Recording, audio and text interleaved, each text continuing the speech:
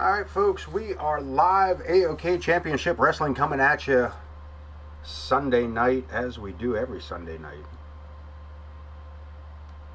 AoK Monday Nitro Retro. I'm not sure how to say that yet.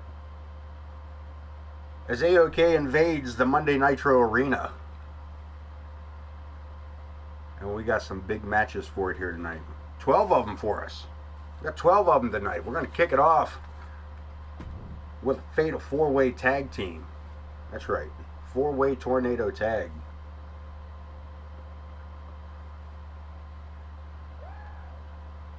The winner of this matchup getting a tag team title shot in the future.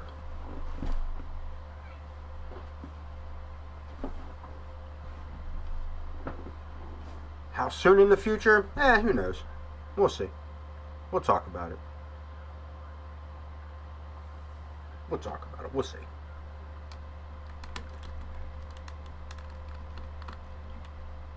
Got a few more, man. We got a few more. We got 12 more. ZA21 in the chat. Got his signs up. Support for AoK is well deserved. We appreciate it. It shows. Thank you much, sir. You are kind and gentle, man. Fatal four-way tag action. Coming out first, Destruction Incorporated. These guys returning late, about mid-season, to being such a dominant force through season 2. They were gone for a majority of the year, came back in. And I tell you what, made a name for themselves here, they have.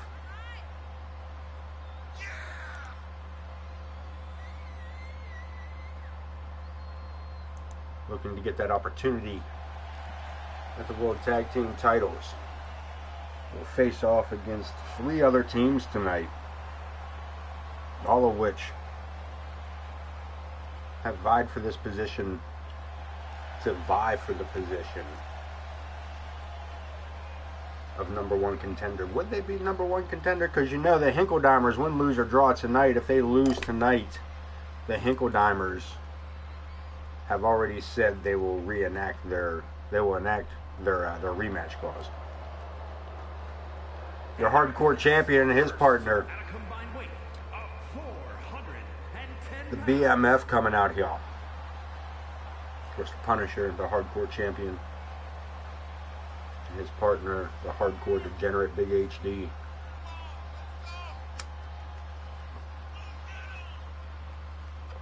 Again, looking for that opportunity to get the opportunity. Fatal four-way tornado tag to kick this off, giving everybody lots of time to come in, sit down, enjoy the show, talk amongst yourselves in the chat. If it's your first time here, give it a follow. That way you know when I'm back up, which will be Wednesday night. Wednesday night at 9 p.m. Sunday nights at 7 p.m.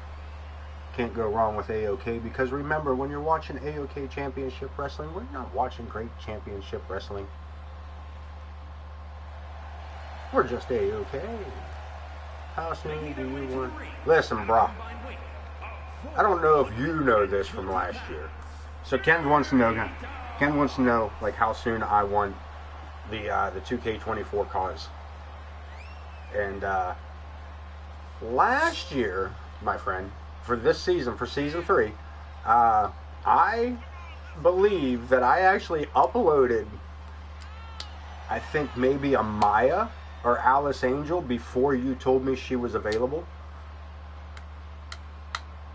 Because I was already awake and screwing around and back and forth between, just to see who would throw up theirs as quickly. But I am pretty sure I uploaded and had a Maya or Alice Angel already downloaded, thrown on the roster, and set into a division before you even let me know. And we're talking like, it was like, oh man, it was like 7 o'clock in the morning or earlier. So yeah, as soon as you can put them up, I'll be checking them.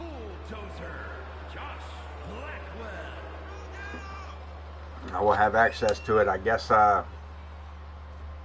guess what, Tuesday night, early Wednesday morning. I don't know how quickly I'll be pulling them this year.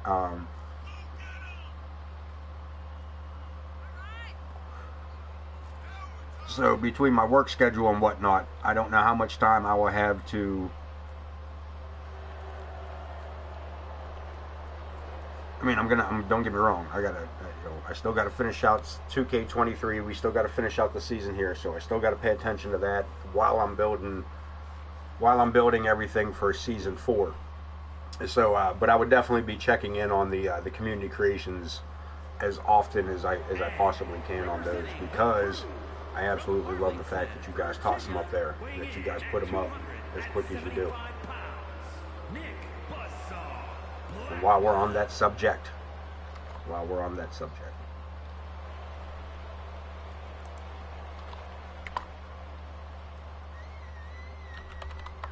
if you want to join, if you want to put your community created wrestler up for 2K24, just use the hashtag AoK. Use that hashtag. I'll be able to find your wrestler quicker, and he would be the same thing for 2K24. Community creation hashtag AoK. I'm not sure about the. I'm not so sure about the attributes, how that's going to work this year.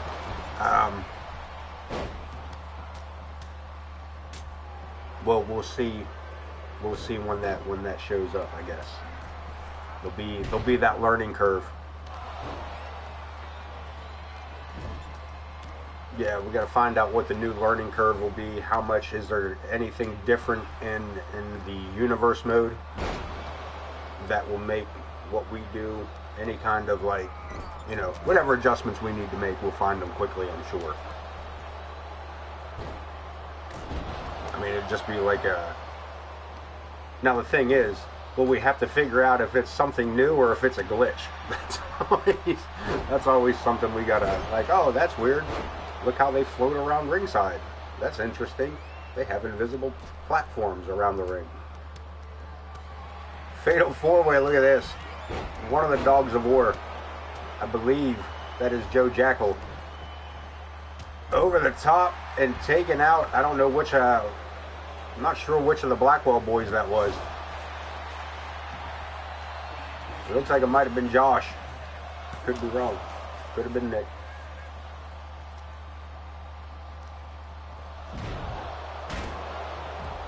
Final match for Sting, eh?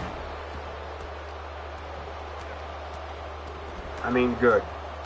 As much as we love Sting, like, good. Stop it. Stop it. You've been around for a very, very, very long time. Like,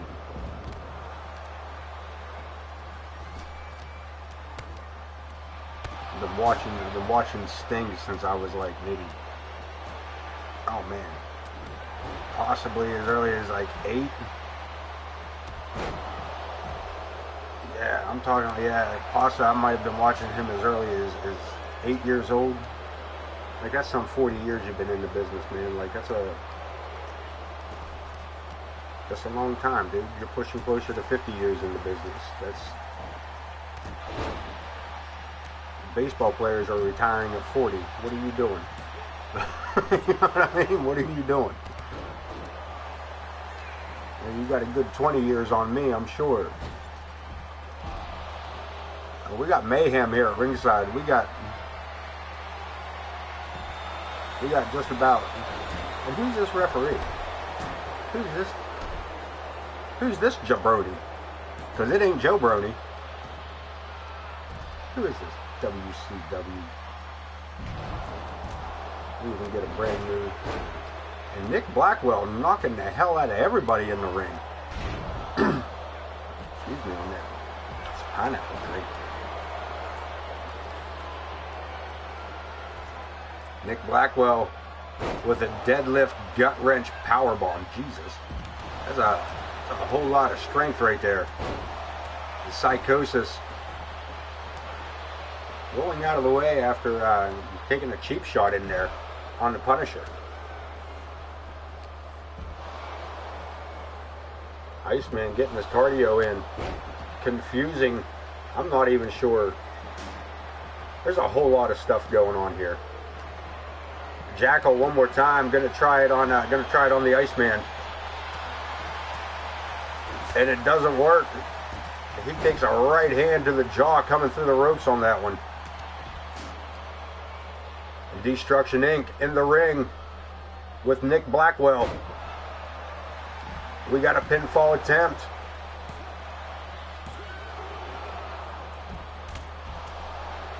Was that not 3? Was that not a 3 count?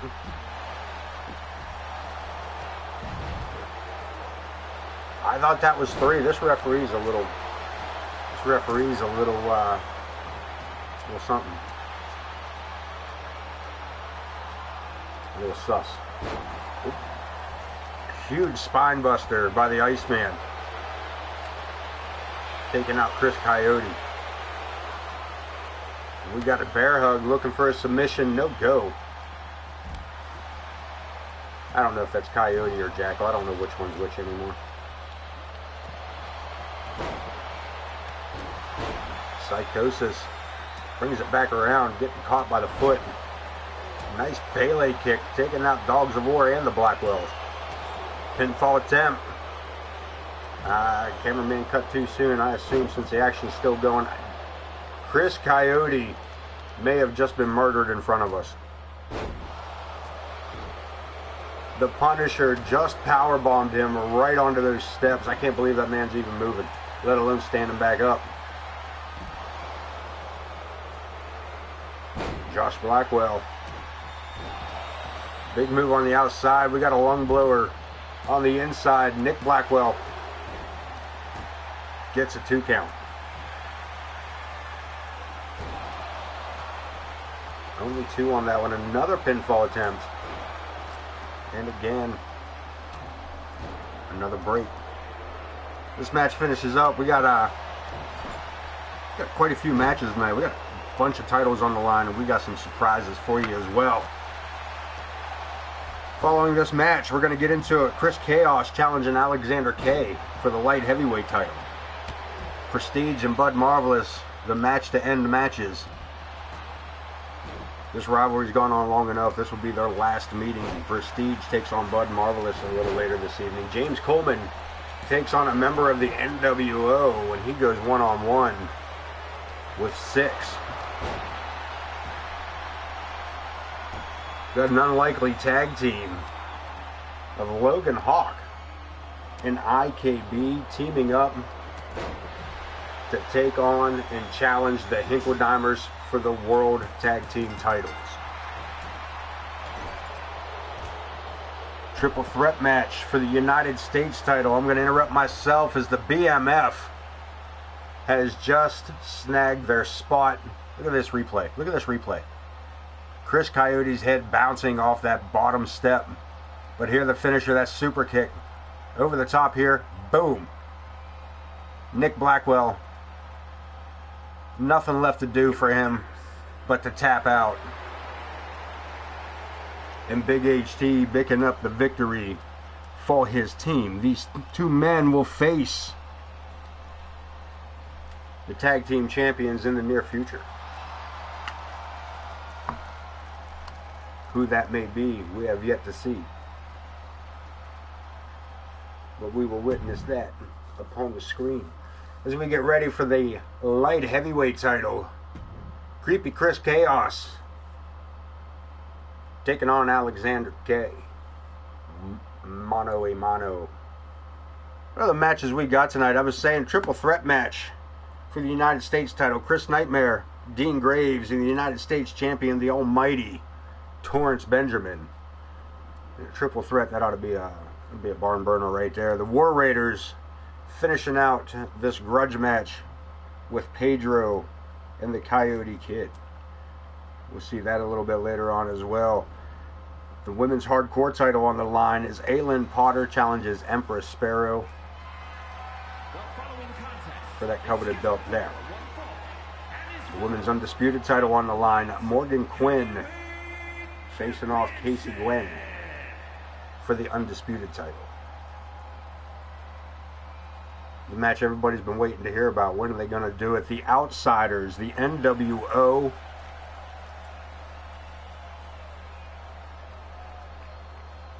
Scott Hall, Kevin Nash will take on the Luchadorks. Sans Mask. The Luchadorks are here tonight, and they will be unmasked.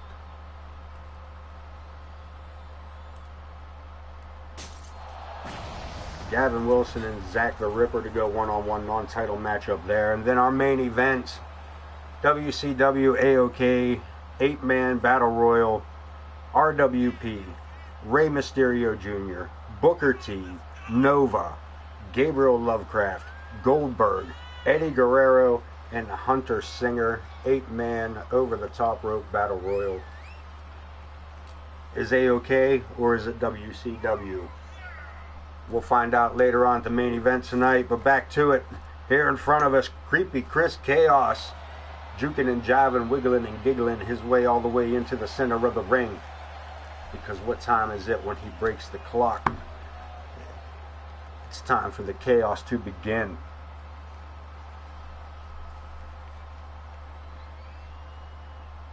And his opponent, the light heavyweight champion of AoK Championship Wrestling, the winner of the Royal Rumble, the man that will co-main event AoK WrestleMania, the light heavyweight champion of the world, Alexander K.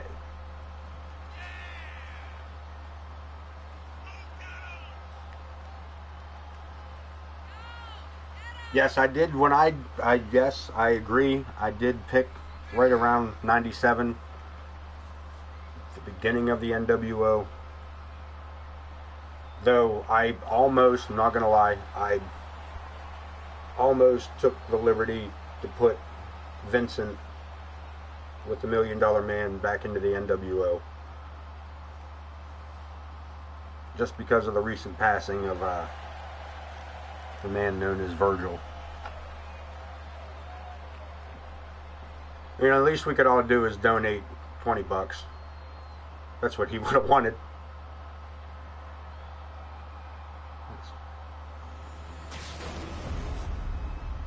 Too soon, maybe.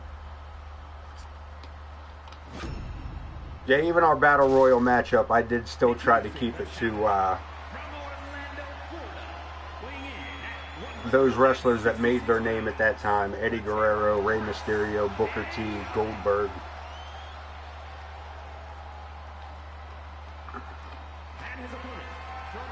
Yeah, if it was his one thing, man. I will say, man, one thing about Virgil, he was always looking up.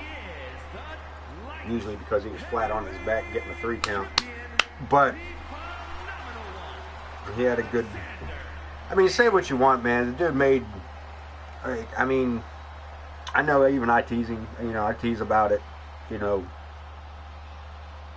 I had an encounter with him that was kind of like, man. But still, like... we talking about him. He made an impact for what he was and what he did. And he got paid well to lose. So, I mean, he was the $1 Million champion at one point. You know,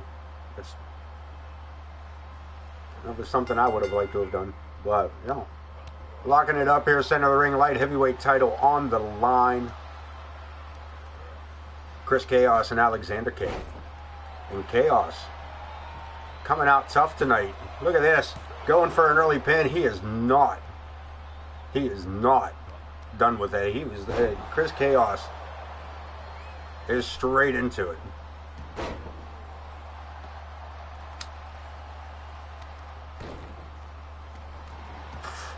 Yeah.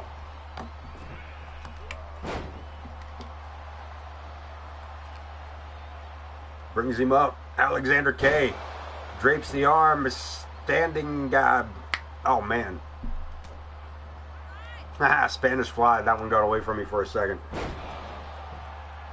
Nice reversal there. Takes him down. Inverted DDT with a low basement drop kick to follow it up. Chaos to the outside. Alexander K follows him out, but look at this. Samoa Joe'd his ass straight into the flame embroidered padding at ringside. Welcome to Monday Nitro, Sunday Night AoK. What the hell did I just say? Retro. As AoK Championship Wrestling infiltrates Monday Nitro, 1997-ish. Just because we haven't done anything fancy in a while. A nice little treat through Season 3. So we've bounced through the decades. Be much different next year too, man. We might have we might just travel with different arenas every time. Maybe we won't have an AoK arena. Ooh, that sounds horrible. That sounds horrible. Look at this. Chaos looking for the title.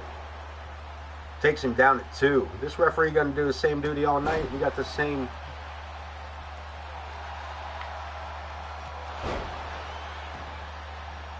We got the same referee, huh?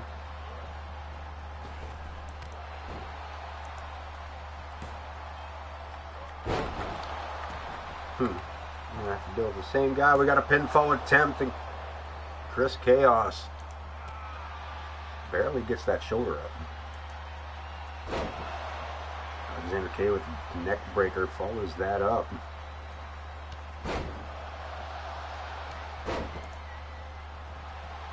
Move to the midsection, caught. Alexander with the legs, with the single leg sweep. And Chaos in a little bit of trouble here. Needs to pull himself together.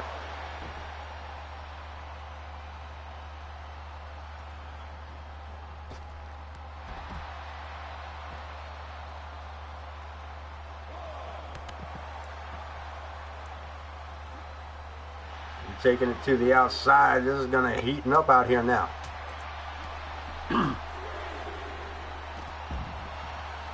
Hurricane Run at the ringside area. This light heavyweight title is spilled to the outside, and these two going deep at it.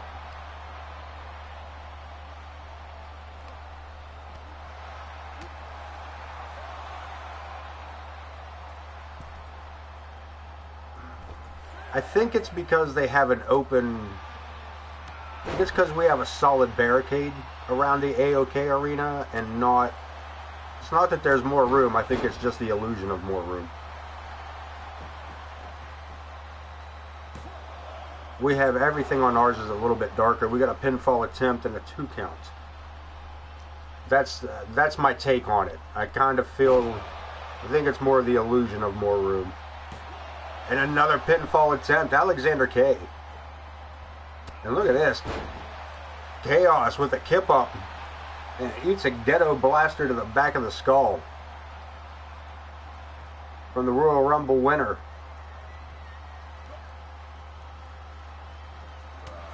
And a big right hand.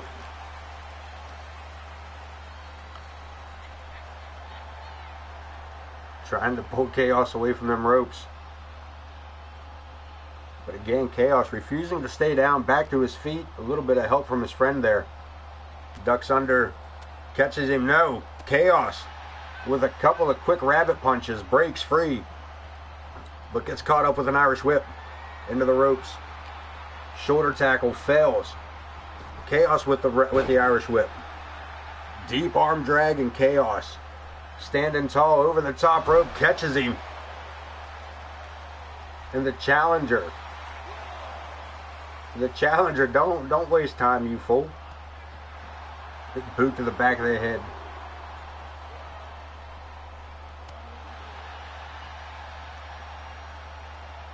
And Alexander K coming back up with the advantage. Chaos float over DDT, plants the champion. But back inside we go again. The champ. This is a back and forth type of match, man. Neither one of these two really having any kind of advantage at this point. I mean, that backbreaker STO might have been an advantage. I might have misspoken on that. As we get a 3, no, only 2. I thought we were about to crown a new champ. Showboating Chris. What a kick to the back of the head. Follows it up. Falling neck breaker. And Chaos in control, taking the driver's seat. Spoke too soon again.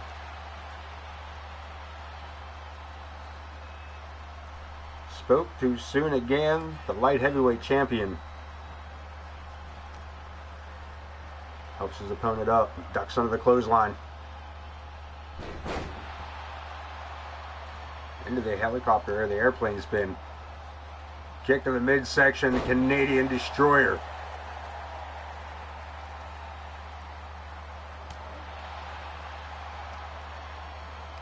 Chaos fights back up. Rolling to the outside. He's done this a couple of times. He already knows there's no way away from both of these men. Again, sidestep by Chris Chaos.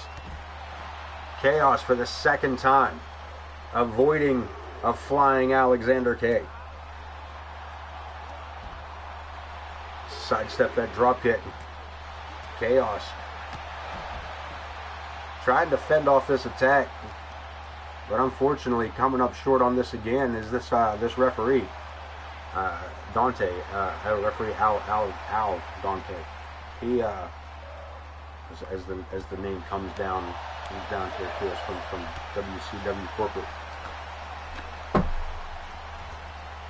But at the moment, trying to get these two back inside, we might be looking at a double count out here for the light heavyweight title. Alexander K trying to get back in the ring before the 10. Chaos just making it in before the 10 count. What a hell of been a horrible ending to the first match. Second match. Still, hell of an ending to a match like this as Alexander K rides out the Bulldog. And Chaos rolls him up, surprise pin, and only gets a 1 count.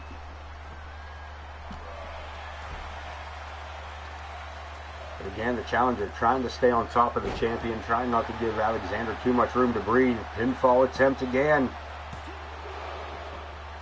There's 2, and again Chaos kicking out at 2 and keeping this matchup alive. Another DDT, standing moonsault. Alexander once again trying to get Chaos away from the ropes. Chaos fighting back to his feet again.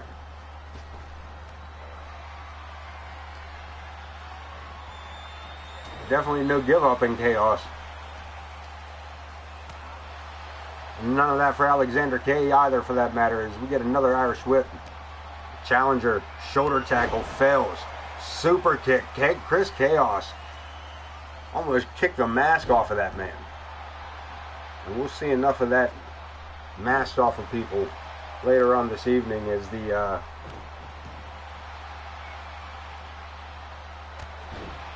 Luchadorks will compete tonight for the first time without their masks. And Chris Chaos, Phoenix Splash. We are looking at a pinfall attempt, light heavyweight title on the line, and it's only 2. Alexander K kicking out after 2, holding on to his title for another moment at the very least. Pinfall attempt. Referee Al Dante gets down for 2. And Chris Chaos keeping the matchup alive for himself.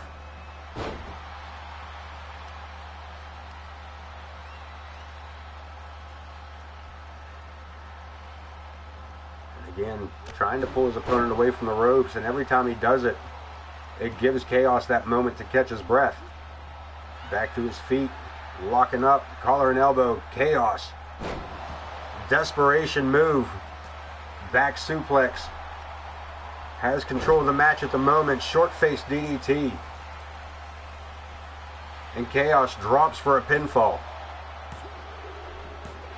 And Chris Chaos is crowned the light heavyweight champion. Something happened there. That you see that 360 slash, that DDT. You see Chaos looks like he was going to go back up before turning around and just going for a cover. But your winner and new light heavyweight champion, Chris Chaos.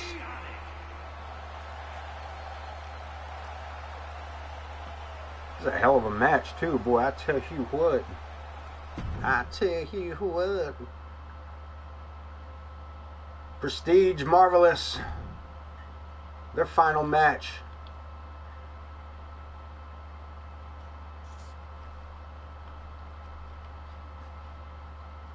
Quite a few of these matches tonight are the ends of grudge matches. Squash it now because WrestleMania is coming and we want fresh storylines.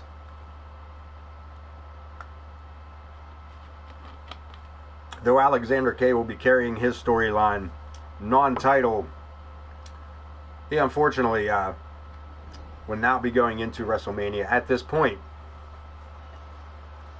against the World Heavyweight Champion, Angus Gordon, without that light heavyweight title around his waist as well. But we're heading into the arena as Prestige makes his first appearance.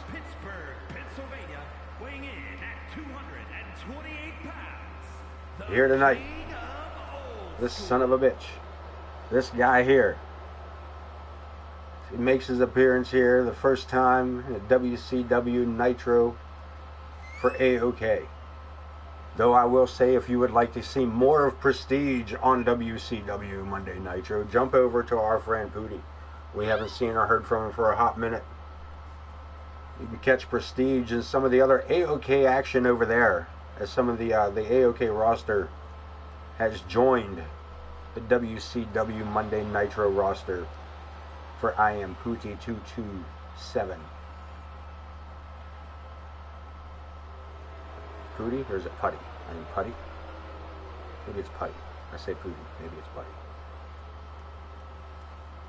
Either way, Prestige in the ring. Ready to take on his former sidekick, former running mate, the Marvelous One, Buddy Marvelous.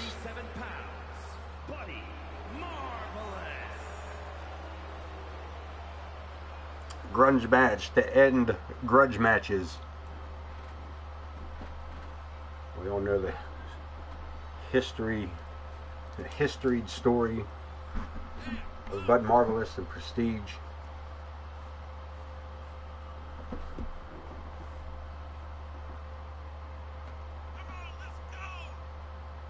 These two worked together and became the first $1 million tag team champions. And then Marvelous came to his damn senses and put Prestige out with the Marvelous Dreams and sparked this ridiculousness that we've dealt with for the past month and a half from these two. Prestige, Bud Marvelous coming up next here on AoK. And yes, another big shout out to Chris Chaos for picking up that light heavyweight championship. Only the third person since its invention to AoK. Only the third person to carry it. And Prestige going for an early pinfall as referee Jenna Taylor's finally here. Somebody we know. Beginning to wonder if that's not like Prestige's like referee or something. I wouldn't put it past him. I would not put it past him. This sets him up. And a big elbow. Yeah, big elbow. Big knee. Depends on which way you're standing. Big knee to the ribs. I don't think, in all honesty, I think Bud's going to be just fine with this one anyway. I mean, maybe not right at the moment. It don't look like it, but there's very few people that know Prestige as well as Bud Marvelous.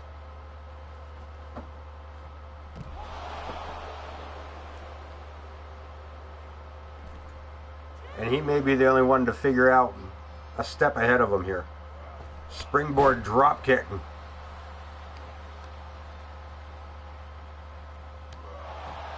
Marvelous. As I said, I mean, I'm rooting for Bud anyway, but I'm supposed to be biased. So there's that. But also, Marvelous doing a marvelous job of keeping Prestige grounded here.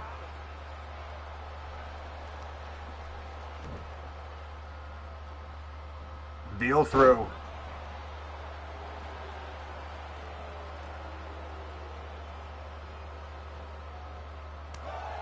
Prestige back to his feet, but Bud Marvelous staying right on him here.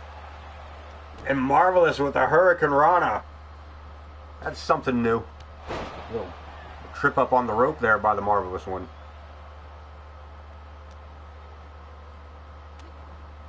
Prestige better figure out, they're just going to say, he better figure something out here, the way Marvelous is slapping him around this ring. Elbow to the back of the head. And Prestige may have just changed the trajectory of this matchup.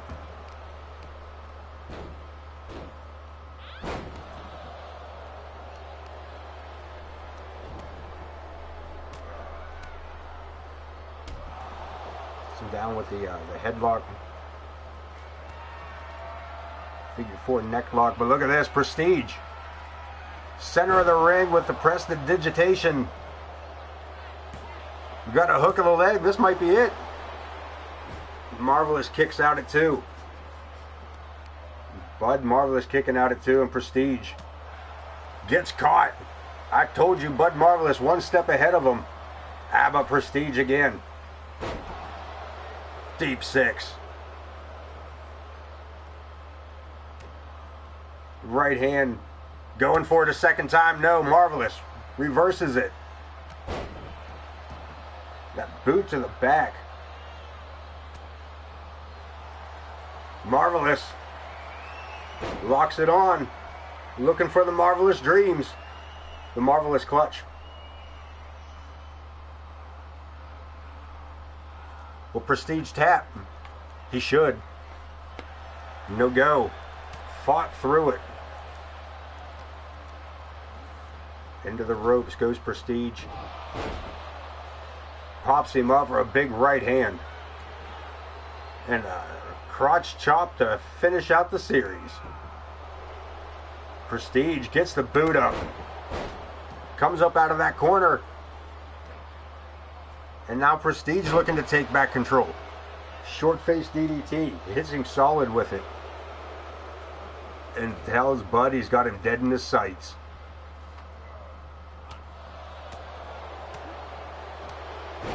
Series of right hands. And this crowd not really having it with Prestige here. Not really having it with him.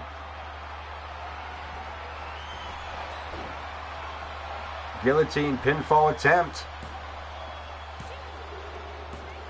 And Bud Marvelous picks up the victory. Bud putting an end to all of this. Now we can all get on with our damn lives.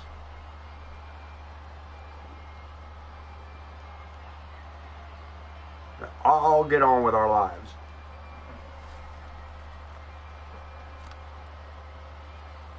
Bud Marvelous catching Prestige right under the chin with that top rope. Here is your winner, Buddy Marvelous.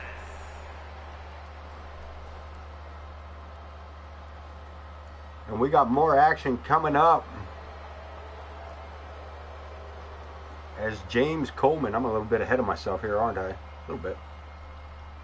Let's go on and let Bud finish his celebration, and then we'll talk about the next matchup. Just before I do anything, does this say this is over? Is this over now? Is this over now? Is it over? The trait's done? Whatever. James Coleman taking on 6 from the NWO. Welcome to Monday Nitro Retro. As we inch closer and closer to the end of Season 3 for AoK, we'll be sneaking up on AoK WrestleMania. And of course, as it turns out, it will pretty much coincide with the release of 2K24. Get a little bit of leeway, get a little bit of time in between. we're not going to jump right into it. We'll finish out Season 3 here. It'll give me time to play through and enjoy the game a little bit before I don't get a chance to play it and whatnot.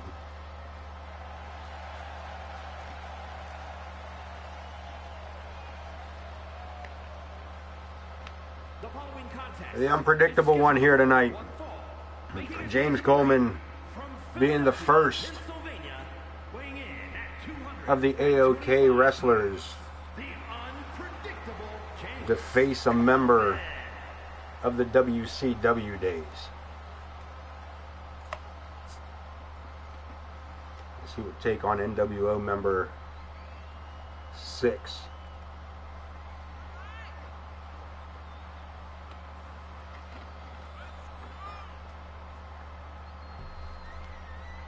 See how this goes here tonight. Maybe we should take some kind of score with these matches.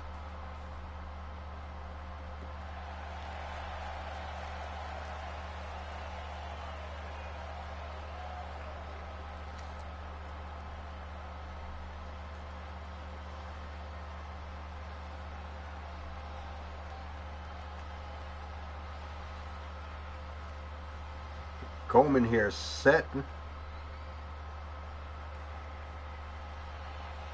No fear in that man's eyes, knowing that he may not be facing 6 alone, and of course,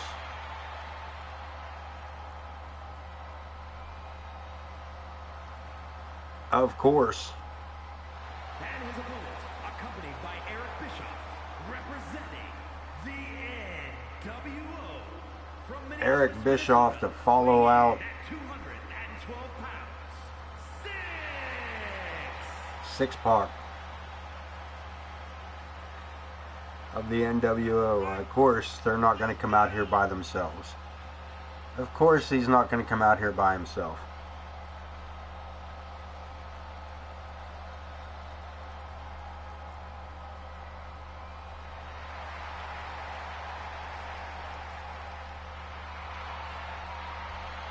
What's up, Logan? Just in time, man. You're actually in the next matchup, as it turns out, right after this one.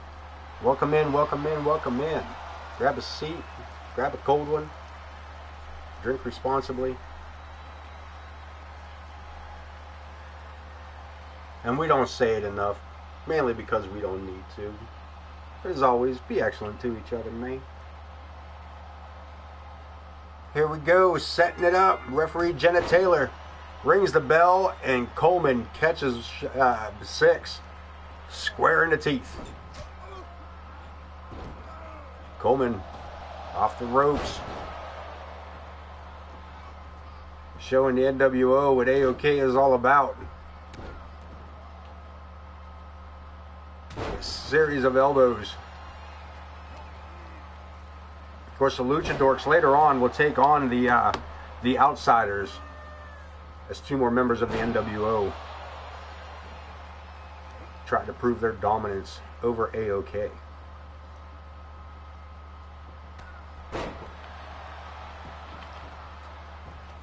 Coleman with the cover.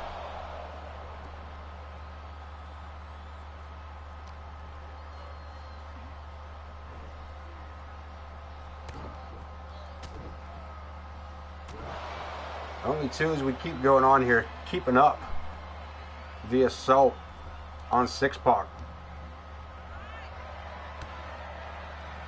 Clothesline dumps him out over the top rope right at the feet of Eric Bischoff. Coleman pulling out the stops tonight. Suicide dive, taking 6 straight to the mat. Brushing it off.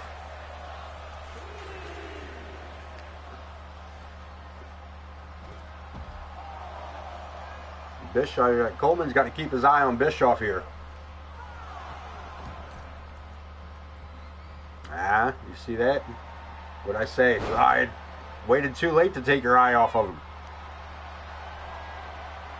Turned his attention, but Coleman able to reverse his way out of what looked to be an abdominal stretch. And quick cover. But no go, just enough to irritate the 1-2-3 kid. Or X-Pac, whatever. Crossface applied. Jenna doesn't see that Six's hand is touching the bottom of the ring apron, like he's pretty much touching the arena floor there. His hand's so far under the ropes, he's buying popcorn at the concession stand. Coleman sets him up, Falcon Driver. And a pinfall attempt. That gets us two.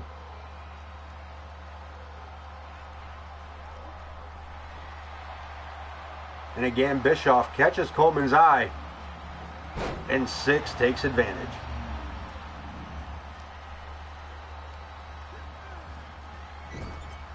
Jenna almost got run over on that one. DDT, NWO in control of this matchup.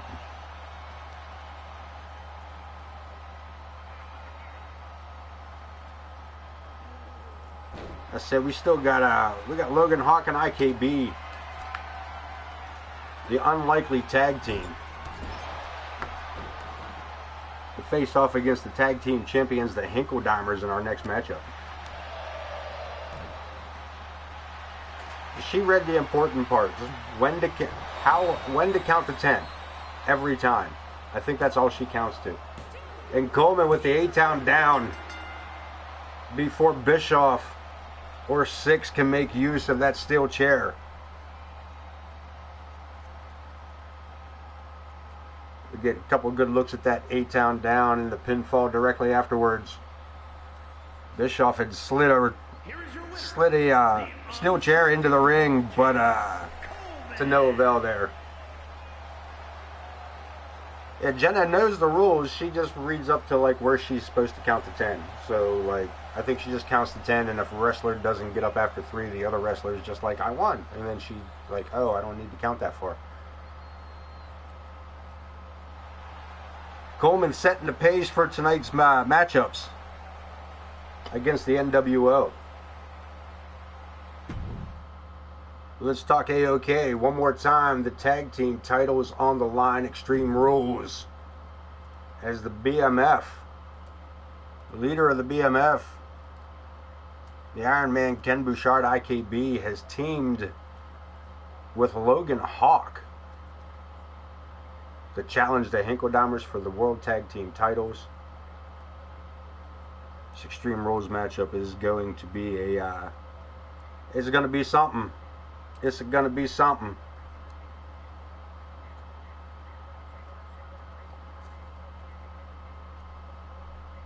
We got the United States Championship following this matchup. Triple threat, as Chris Nightmare stakes his claim that he did not lose the United States title, that it was taken from him due to injury. Dean Graves won that title under suspicious circumstances. And Torrance Benjamin is the United States champion, who has said, I've beaten them all.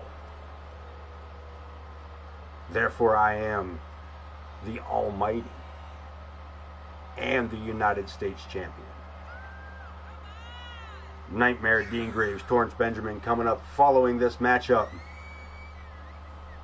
of IKB and Logan Hawk. This unlikely team joining forces to take the tag titles from the Hinkledimers. Their sole purpose of being together is to take the titles from the Hinkledimers.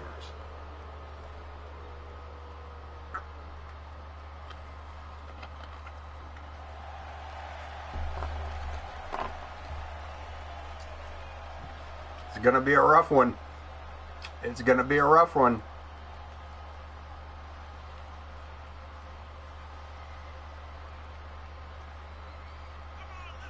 It says a 7 foot tall, nearly 500 pounds. He gonna save. He gonna save.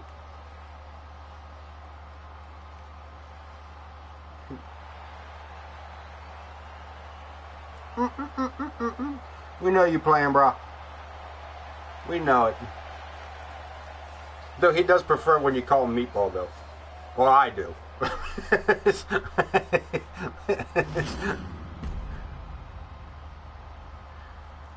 This is going to be interesting. This, and you, in all honesty, Logan Hawk, you may have just spoken non-true or no truer words. That is a lot of beef in the left-hand side of the screen. Logan Hawk in IKB. Close to 1,000 pounds in the ring there.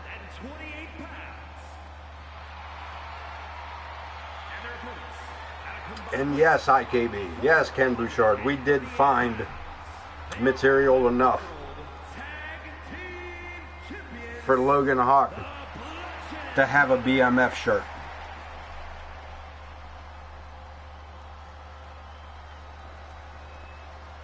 Won't be the first time. Listen, we've seen Bouchard do some amazing things. I think the biggest one, and I don't know if we have a clip of it, I believe it was during one of the, I believe it was during a tag match, perhaps. Triple threat match, maybe. Where he legitimately double FUs. Double attitude adjustments. And look at this, Bouchard going for a quick cover off that belly to belly. Sets him up DDT. Bouchard on the mat. Logan Hawk dealing with both Hinkledimers. And a big clothesline.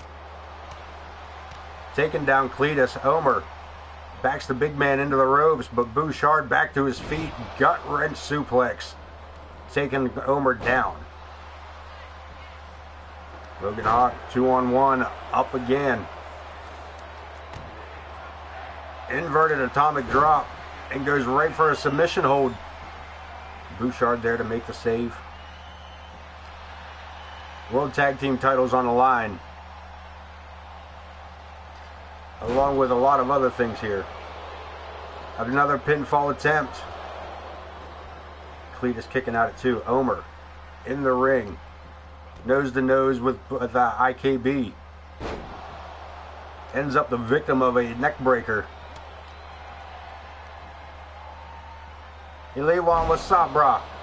Hey, sorry we cut. Look, I do apologize for cutting short last episode, man. You had just jumped in. We were doing a quick conversation, and I was just kind of like out. I do apologize for that. I'm glad you came back and weren't hurt by that. I apologize fully. But welcome back in Elite One. You all set for 2K24, man? You geared up for it? You doing something over there with 2K24? The Hinkledimers, excuse me, 2-on-1 on IKB as Logan Hawk makes his way back into the ring. Logan Hawk in the ring with Cletus Hinkledimer. Big back elbow. Spins him around, but Logan Hawk, look at this. The strength of IKB. Military Gorilla Press Slam. But Omer back up. Oh, sweet. You grab yours tomorrow. Oh, cool. Yeah, we gotta wait till Tuesday here, man. Well, 2 more days, I guess is what I'm saying. Sweet. IKB with a spine buster that may have just shattered some vertebrae.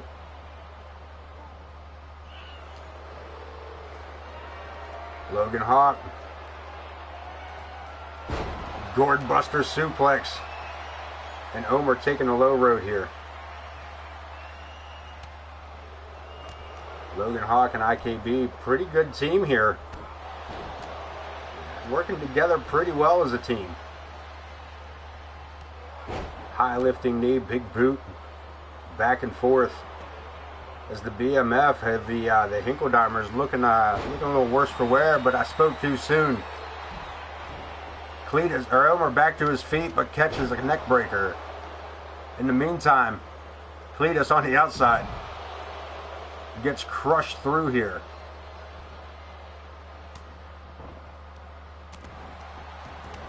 Yeah, we would definitely get something to go with 24. I do apologize for the 23 holds up. I did want to tell you that almost too late that you can pull Coleman if you're going to be running 23 for any longer than this.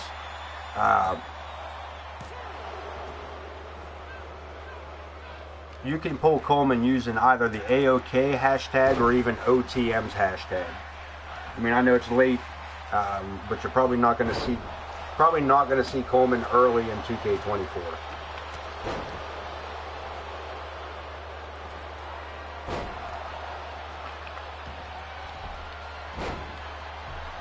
And that's pretty much where we're going to be too. It's pretty much where we're going to be. Spinebuster just missing that ladder. We got a pinfall attempt. The World Tag Team titles on the line. Logan Hawk shoulders down. And the Hinkledimers have once again done the impossible. Have held on to the tag team titles against all odds. Look at this choke slam by Logan Hawk. But that Spinebuster, I think he might have caught his tailbone on the leg, the bottom of that ladder. I think he may have caught Logan Hawk's tailbone. He would have had to paralyze that man to keep them shoulders down.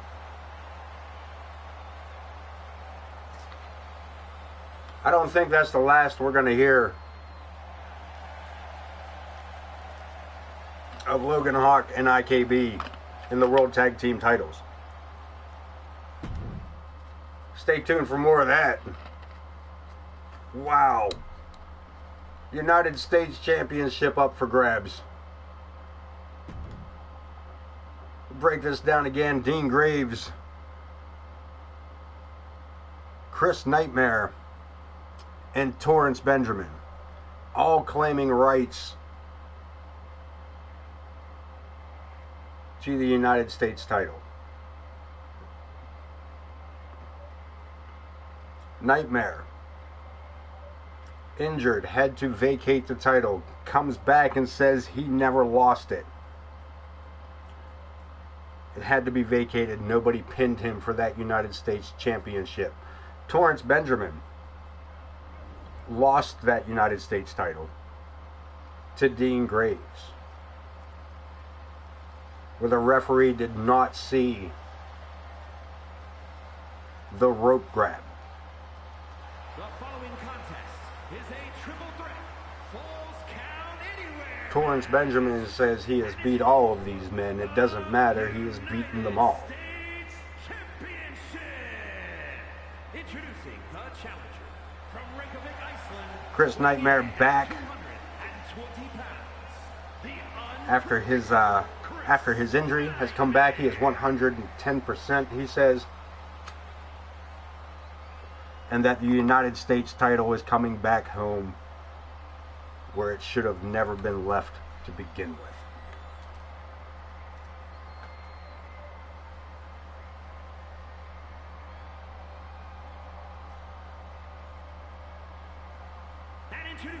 Dean Graves says instead of grabbing the rope, you should have lifted your shoulder. And that his win by the United States title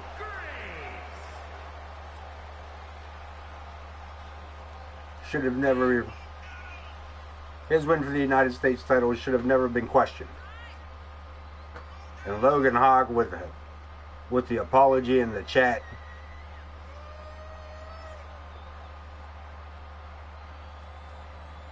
Not bringing it back.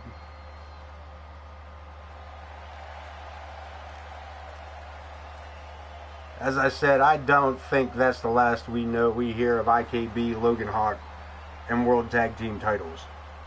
The Hinkledimers have become the thorn in the side of a lot of tag teams. Regardless, as it turns out, the other members of the BMF won their tag team match earlier tonight for a chance at those tag team titles? Will the titles belong to the BMF one way or the other before the end of season 3? Can anybody take the titles from the Hinkle-Dimers and keep them from the Hinkle-Dimers? He is the United States Champion.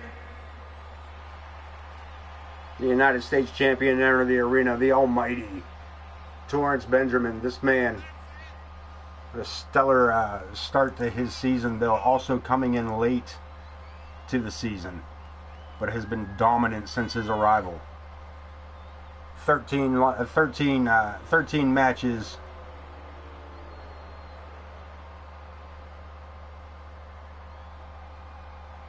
4 losses. This man has been dominant since he came in. Looking to retain tonight and move on with this part of his life as well.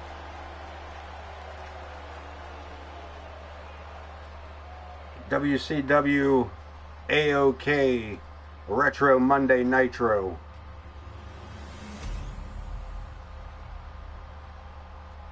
Triple threat match. We still got a long way to go tonight. Jenna Taylor lifting that title up. There's our look at it. One of these 3 men will be the United States Champion at the end of this matchup. Don't forget, we still got that big 8-man battle royal to finish out the evening as members of WCW take on members of AoK. Every man for himself, but 4 men from each organization.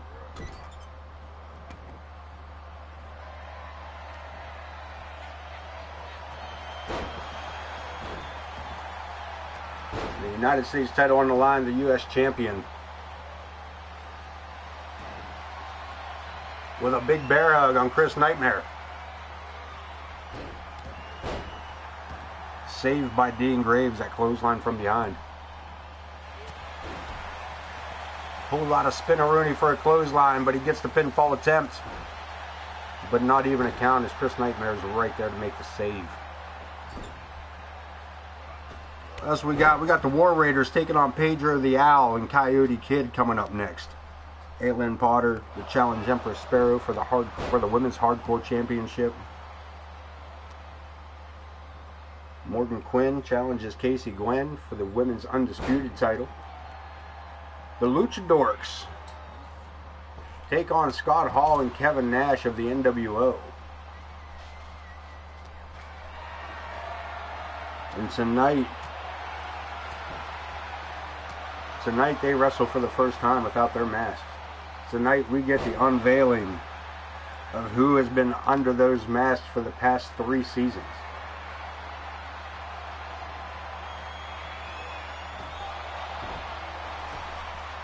As Chris Nightmare takes control of the matchup, Dean Graves, springboard, nobody home. Springboard cutter, good golly. Oh, that's been my... I've been wanting a special guest referee match for the past however many years they took it away from us. That's how I'm pumped for it. There's so much to be done with a special guest referee match.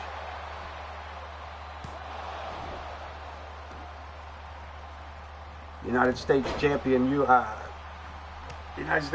kicking out after that near pinfall. But yeah, man, this has been I've been complaining for a many years about that special guest referee. It was one thing I really, really, really wanted back in. Dean Graves with a submission, but no go, kicking out again. Yeah, that's definitely going to help out the universe modes. And while we're at it, if anybody has missed this, I got some information for everybody getting the 2K24. If you haven't seen it already, they dropped the first locker code. They dropped the first locker code for 2K24. Using this locker code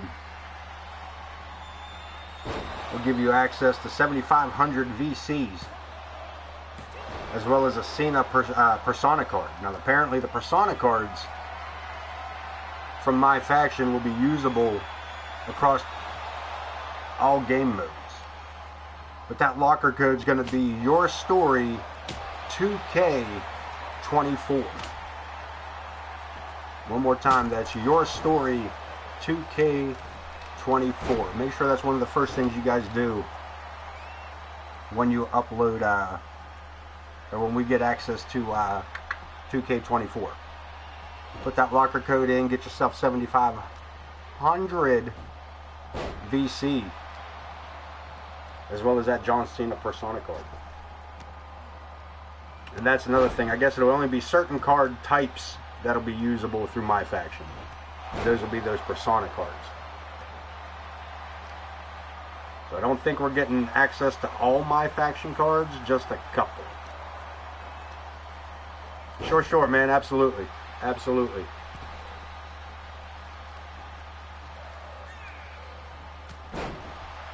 Yeah, we have till April 1st to get that one in. So you don't want to miss out on it, because I feel like that might be something those of us that are content creators with the 2K series, I feel like knowing that we can get a little extra something, you know, like I said, I mean, that might be more they may advertise that particular code as time draws near for 2K, you know, as it gets dropped. It's probably one of the first things they tell us. It may be even in the 2K setup immediately, like use this locker code. But yeah, just make sure you're getting your locker codes, because I know I missed out on a couple of them throughout 23 just because. In this United States title match, triple threat, Extreme Rules, we got busted up everything going on here, including competitors. Nice back suplex by Torrance Benjamin. Irish whip by Chris Nightmare. And back to the kendo stick. Nah, changes his mind, goes for the pinfall instead. Jenna down for the count, only gets one. Nightmare unable to hold Torrance Benjamin up to the shoulder. But Benjamin, on the other hand, 747 and a clothesline from Dean Graves. Back-to-back that was.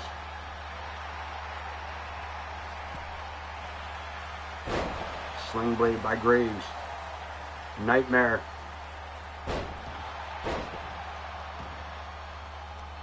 What's that? Chicken wing code breaker. I'm not sure what that was.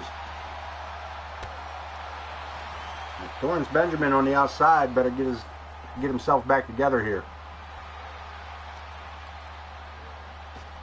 Coming into this title match as the champion. Goes to the top rope. Looks like he's targeting Dean Graves. Makes the launch. Flying shoulder tackle to the outside. And a chop block that about broke the legs of Chris Nightmare. Torrance Benjamin, a monster all of a sudden. Double team action on the outside. Suplex by Chris Nightmare and Dean Graves. And then they turn on each other. Super kick. Spins him around. Spanish fly. Follows it all up.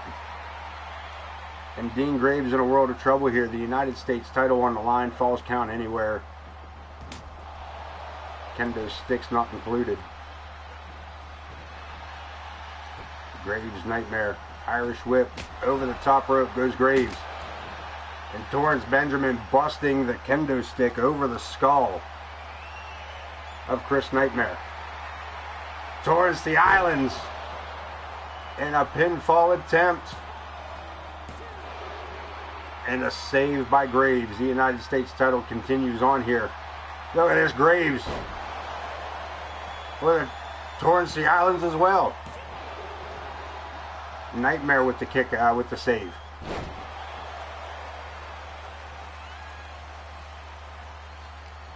This matchup, the final moments here, get intense. Any man's game at this point. These three men have put themselves through a battle. A pinfall attempt and another save. Torrance Benjamin coming in hot with that one. Reversed. No, I don't know if that was intentional or not. But Chris Nightmare eats a huge headbutt by the Almighty. And this Falls Count Anywhere has moved itself all the way to the ramp.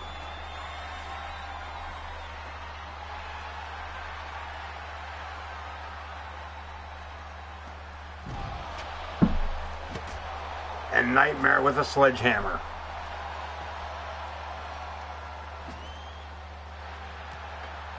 Swing and a miss on Graves. Shoulder tackle at least breaks up the weaponry. Graves and Benjamin. Hip toss by Torrance. Belly to belly slams down Chris Nightmare.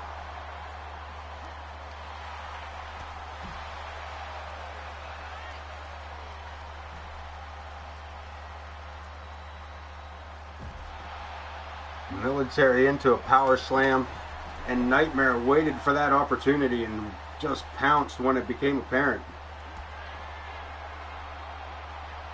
Not a whole lot of room there. Barely missing that barricade as Graves launches Nightmare across the ringside area. Graves launched back inside by Torrance Benjamin. Torrance Benjamin sent reeling up towards the ropes. Sling blade by Graves.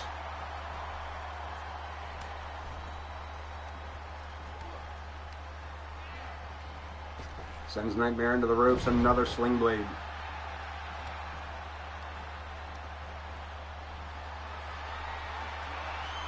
Yeah, I was hoping they'd come up with in response to the Karrion Cause over. I was hoping they'd come up with an import feature by now, but it does suck have to recreate every year a lot of the stuff we've been using, you know, especially especially when you have recurring characters like that.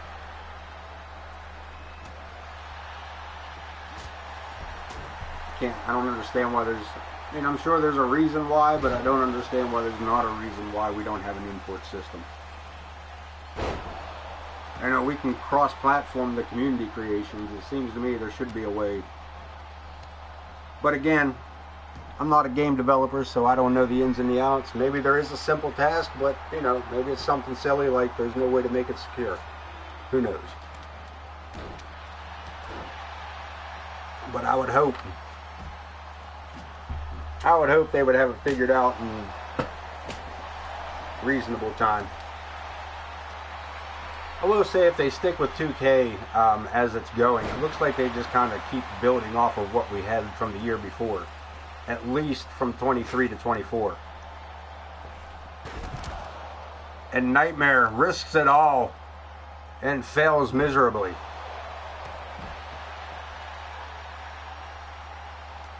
Another dropkick, boot to the midsection. Graves, impaler DDT and a pinfall attempt.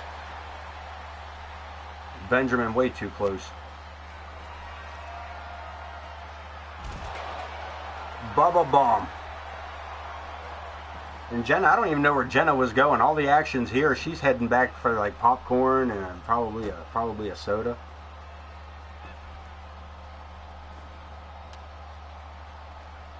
Now again, universe mode is, I don't see there being much change in universe mode. I don't see, you know, I mean, other than like the special guest referee, the different match types will make for an interesting setup.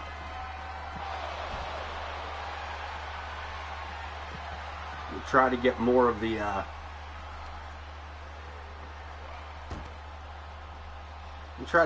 new matchups put into rotation a little better than we did this year. I mean, War Games was a good addition, but to do multiple War Games matches, ooh, you know, that was rough.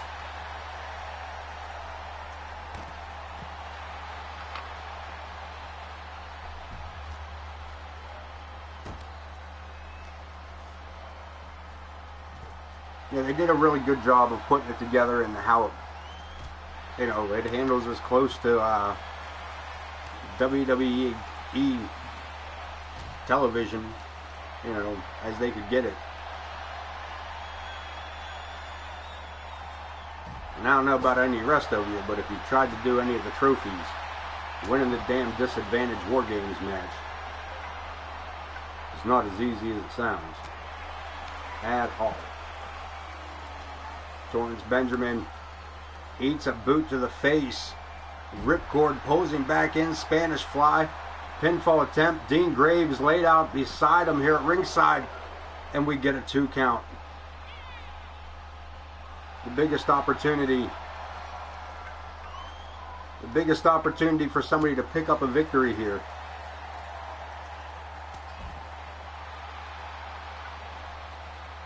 Catches him coming in. Nicely done by Chris Nightmare. But unfortunately goes for a pinfall. That was probably dumb. I guess they are bringing the gauntlet. I forgot about the gauntlet matches. I forgot they were bringing those back. That will be an interesting addition to the AoK roster as well. We probably won't see too many gauntlet matches, but we would definitely have a gauntlet match. If it's an availability, we would definitely have it. We got a shoulders down, United States title on the line, and by golly, Dean Graves picks up the United States title in this triple threat match.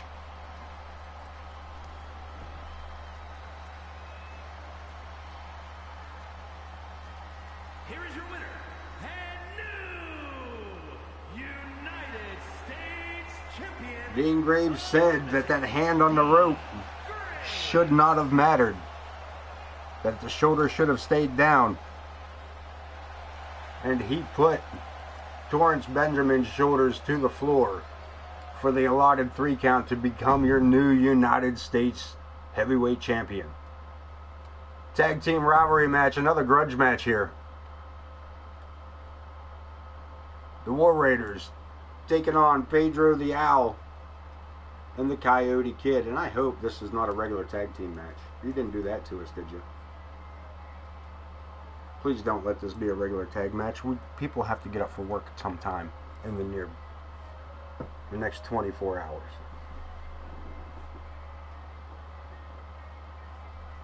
Another grudge match. We are finishing out storylines. We are finishing out rivalries. We are getting these things out of the way as we take the final steps to WrestleMania.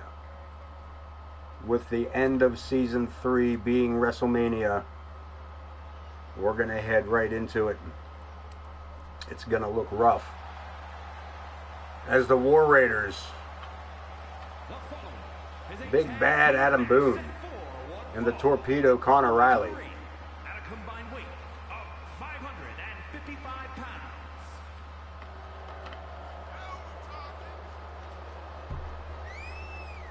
had their issues with Pedro and Coyote. Actually attacked by the smaller team. Coming out before the match started. Oh man, this was back in the in-game January. No, I guess probably January for us too. Pedro the Owl and Coyote Kid attacking the War Raiders before their matchup began, attacking them in the Owlway. And it has just been a back and forth ever since. We put an end to all of that tonight.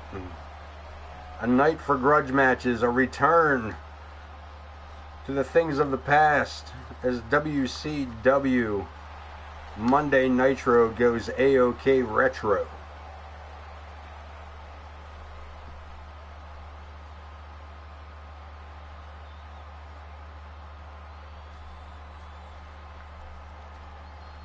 We travel back in time to take over to invade the WCW Monday Nitro arena. We have seen James Coleman take on the notorious Six-Pac and pick up a victory there.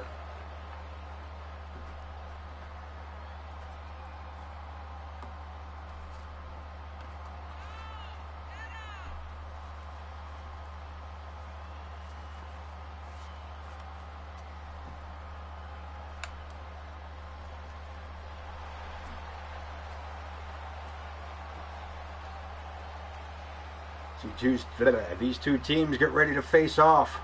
Looks like it's going to be a 2-on-2 regular old tag match with newcomer WCW referee Al Dante. Al Dante, our tag team partner, our referee tonight. For this matchup, Connor Riley takes a cheap shot at Pedro the Owl. Coyote Kid pulls it back around with a deep arm drag. And a low basement drop kick, taking the knees out from the torpedo. Good. We'll say that is a good strategy. If you can ground Connor Riley, you have half the battle won here against the War Raiders. The other half would have to be to figure out how to neutralize the strength and size differential that comes with facing one such as Adam Boone. And you'll see more of that here in a moment when we get two of them in the ring together.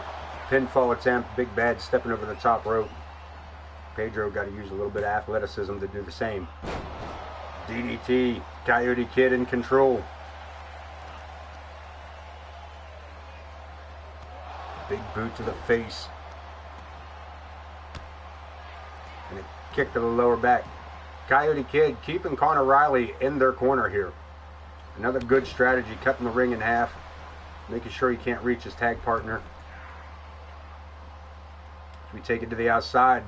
Misses with a high lifting knee, and Connor Riley looking to take advantage, but comes up short there. So he gets sent back in the ring by the Masked Man. Top rope goes Pedro, goes Coyote high across the ring to drop that elbow in the lower back. Goes for the pinfall, and we get a 2 count.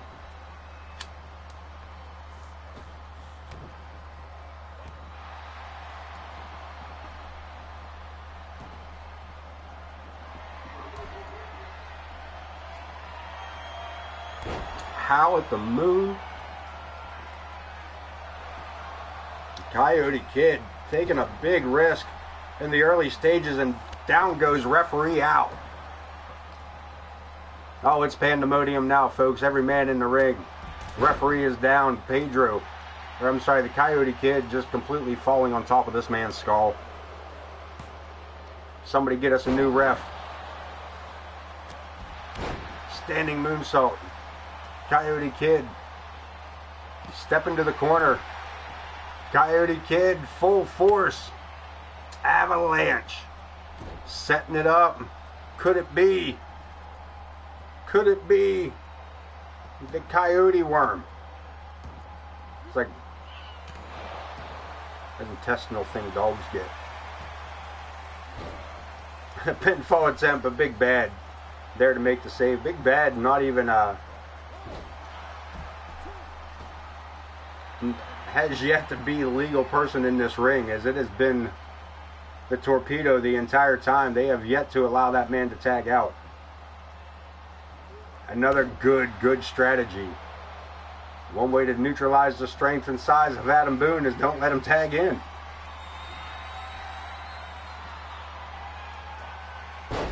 Armadillo roll, not able to hold him, but he goes for it again anyway. Boone back into the ring to make the save. And look at this, Pedro. Both of these men taking both of the Pedro and Coyote to take down Big Bad. We got a tag. Coyote Kid tagging out, leaving Pedro your legal man. Pedro takes it outside. Again, keeping the tag off the table for Connor Riley.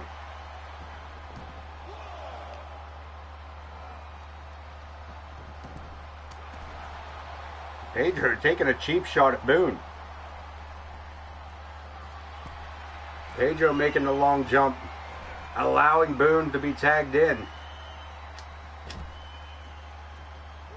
Coyote Kid makes the switch.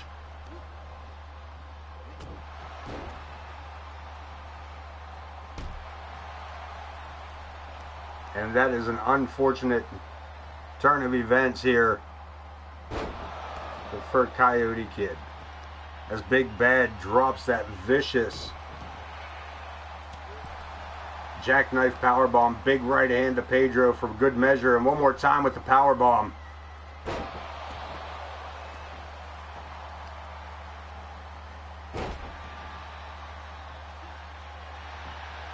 Adam Boone literally walking over the competition here.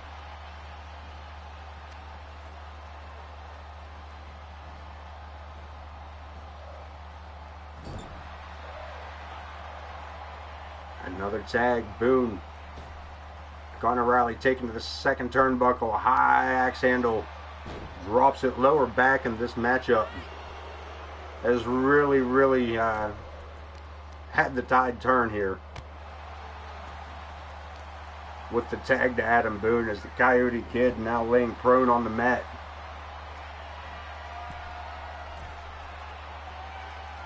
Connor top rope, torpedo stomp, nobody home.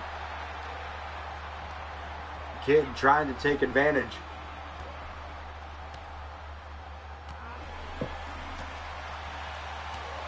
And eats a handful of rights with an elbow to seal the deal.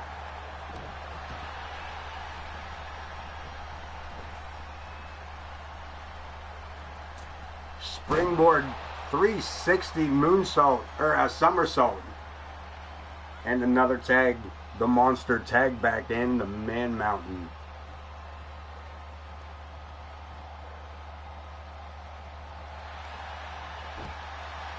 Boone takes a jawbreaker from Coyote Kid, but still the size difference too much.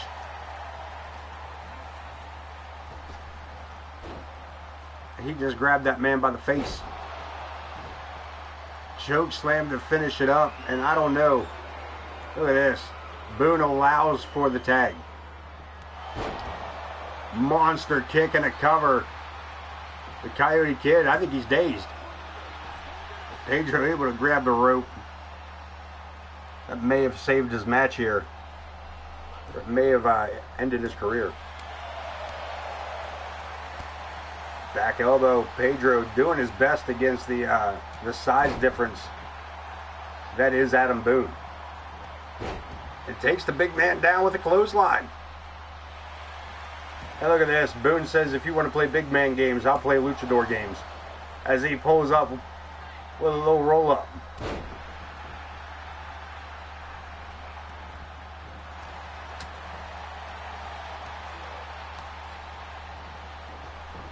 Pedro with the handspring. Couldn't quite catch Boone with all of that. Top rope. Changes his mind. Wonder what that was all about. Tags in Coyote. You couldn't have done that from the top rope.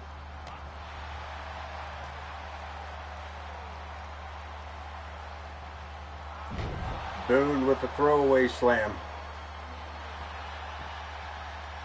Fall away slam, I guess. My bad.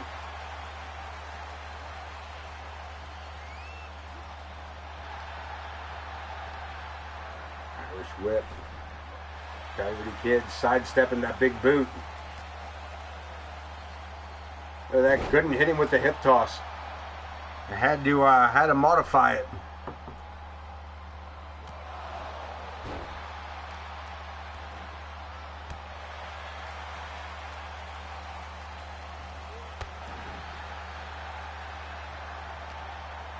Boone, one-handed. Just threw the Coyote Kid with one hand. Connor catching the Coyote Kid mid-move, caught him in the stomach there with that boot. As the Coyote Kid went for a double drop kick, a double-legged drop kick there. He caught one to the gut. Taking onto the top rope, dropping from the ring apron. And we got another tag. Boone, your legal man. Taking out Pedro the Owl. And then going after the Coyote Kid on the outside.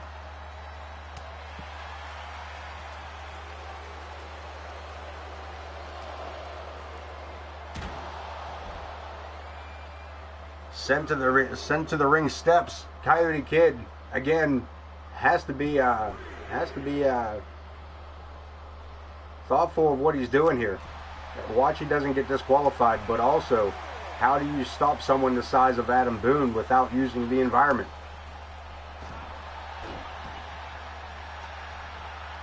Double team action out of the corner, and again, the War Raiders with the advantage. Because Adam Boone is the advantage.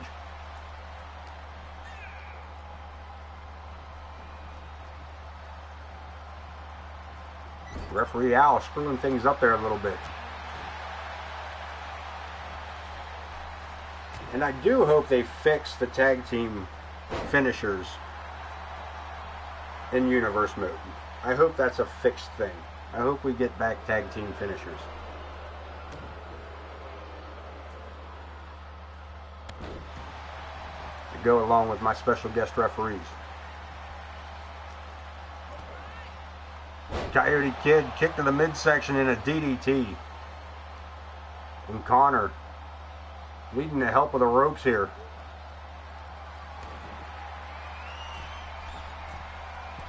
Coyote Kid, what you doing here? Split-legged moonsault. And a pinfall attempt. Can Adam Boone make the save one more time?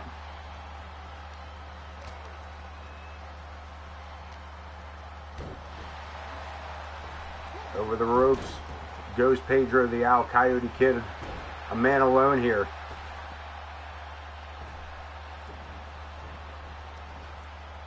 Connor Riley with the advantage. Irish whip into the corner. Follows him up and goes to work on the arm.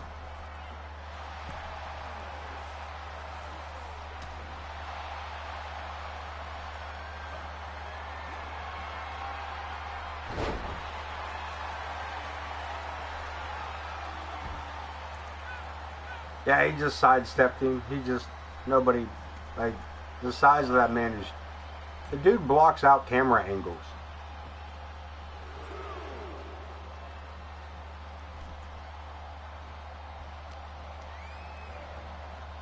And Boone, look at this, catching Coyote Kid right through, coming right through the ropes.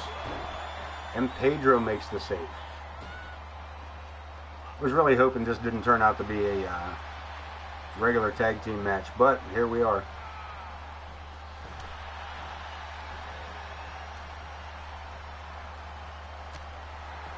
Boone wide open, and the Coyote Kid found a weak spot in the armor.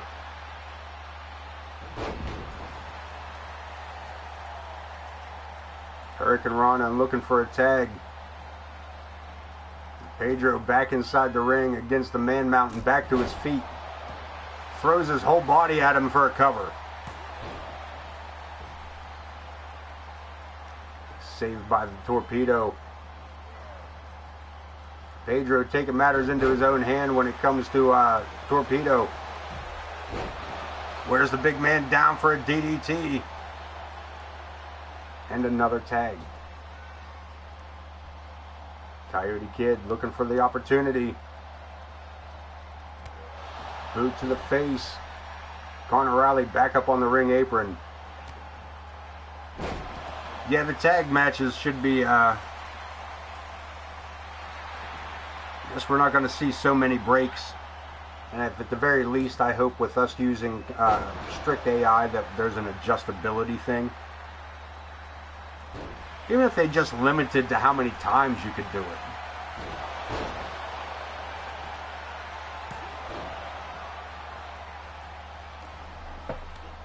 You know what I mean? Even if you just limited to, like, 2, like, how about none? You could limit it to, like, you can't make a save. Torpedo stomp, misses. Coyote Kid, I don't know what that was all about. He turned it around, though. Jesus, what a neck breaker. Coyote Kid, top rope. Howl at the Moon. No idea where Adam Boone is. But we got a pinfall attempt. There's 2. And Connor Riley kicking out at 2 again. But the Coyote Kid back up for a 3rd. Howl at the Moon. That is the 3rd one that's landed on the chest of Connor Riley, and the 3rd one was one too many. As the War Raiders take the L in this one.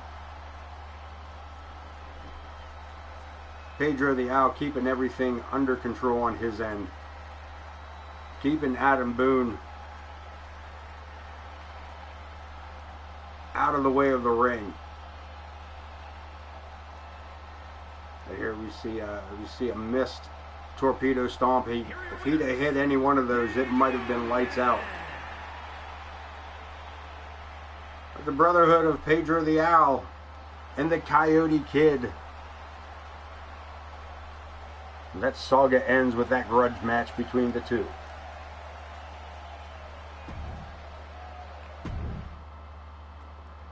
Women action up next. Aylin Potter taking on the Empress Sparrow for the women's hardcore title.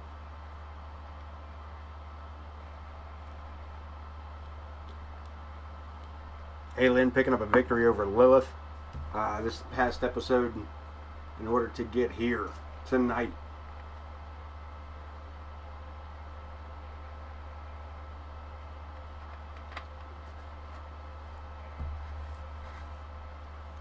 Hardcore title on the line at AoK WCW Monday Nitro Retro.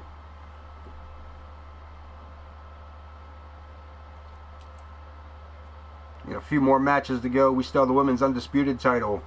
We still have the unveil of the men under the masks of Pandemus and El Scorpio. The Luchadors will be here tonight. Sans masks and their matchup against the NWO.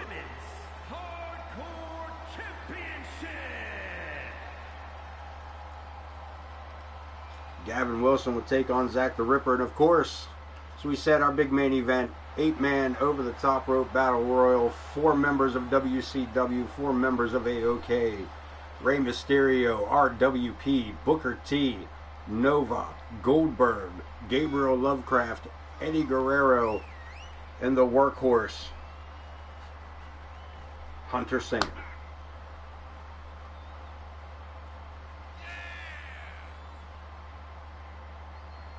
Coming up right now, though, Aylin Potter, member of the BUF, Buffalo's Unwanted.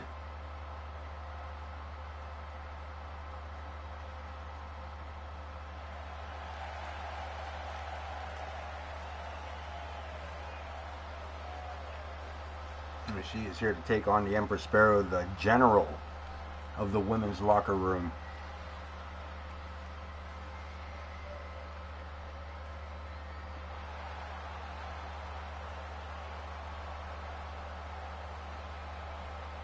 You're moving to daylight, my friend. Wait, you watching it? Aren't you? Wait, you're supposed to be working right now? You're supposed to be working right now? And you're playing around? Call this man's boss. Don't do that. Do not do that. That'll be your new one, 8 to 8 or 3 to 11. That'll be the new one. Sweet, sweet.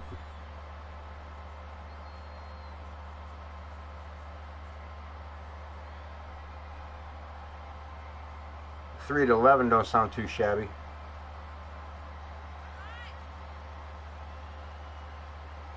The 3 to 11 don't sound too shabby. You sleep like a normal person-ish. I mean, you're still getting in after midnight, but still, like, still. It's a lot easier to get. Something about sleeping 8 hours or even 6 hours overnight as there is the 8 hours or 6 hours during the day. I don't care what anybody says. You don't ever really get used to third shift. You adapt to it the best your body can, but it ain't never really right. We ain't built that way.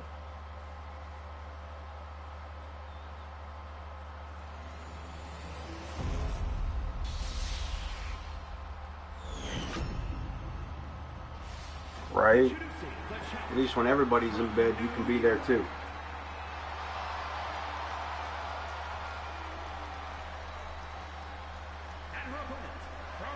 Hardcore title on the line, the Empress.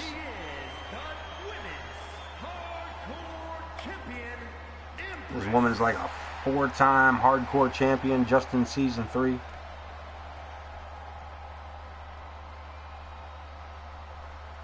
I believe she's also a former 4-time women's undisputed champion.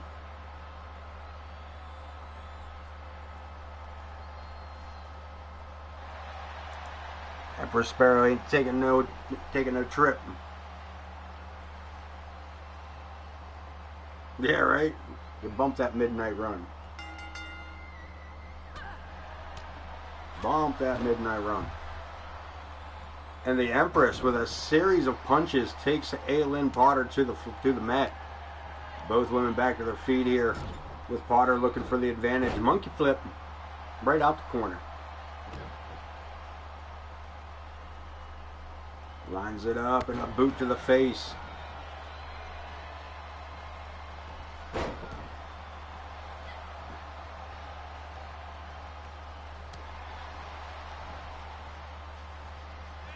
And the Hardcore Champ in total control of this matchup here in the early stages.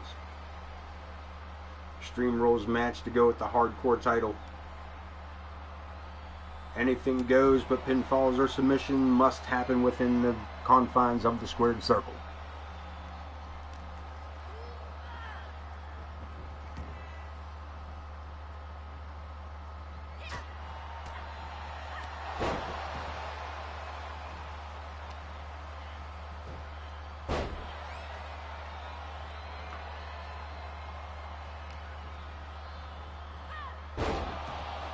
Another big suplex here by the Hardcore Champion, dropping right hands. As Empress Sparrow tries to get this crowd on her side, another boot to the midsection. And Potter having issues here with the champion all of a sudden.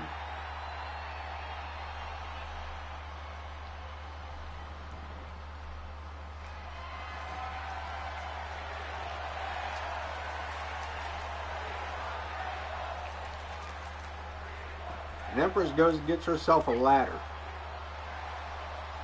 Extreme Rule is how we're going to see this thing put to use. As Empress is led to the ropes. Irish whip. Potter. I think she may have caught herself coming around that ladder. Misstep, and the Empress taking full advantage. Sends her opponent to the ropes. Hip toss. And a pinfall attempt. Has to move the ladder out of the way to go for it. And a 2 count.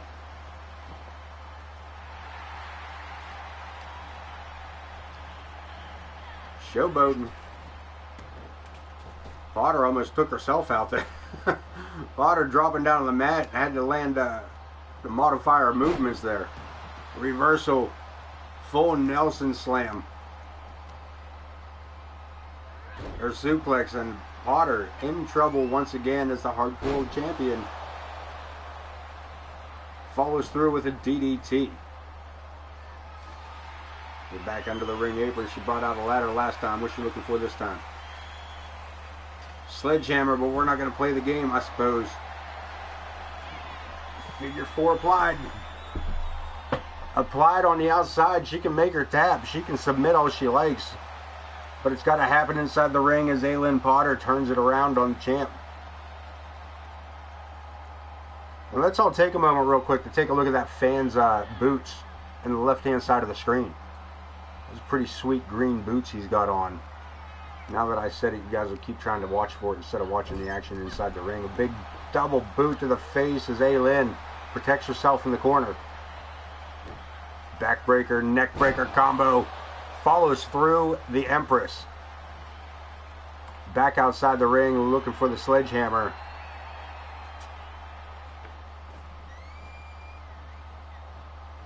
Changes his mind, goes to the other side of the ring. I'm not sure what the Empress is trying to do here, but it's a good way to lose a matchup as she swallows a clothesline. And a couple of big right hands, lefts, rights, and Potter taking back control of the matchup. Boot to the head, the Empress fires back.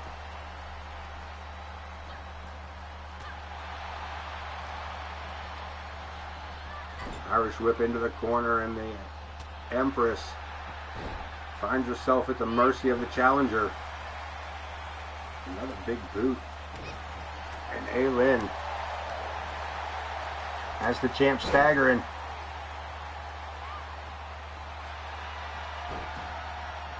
Looking for the submission. Locks it in. The Hardcore title on the line. Can Aylin Potter make Empress Sparrow tap out? She cannot.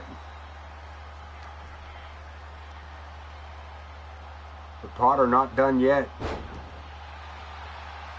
Taken to the top rope. Looking to go high risk.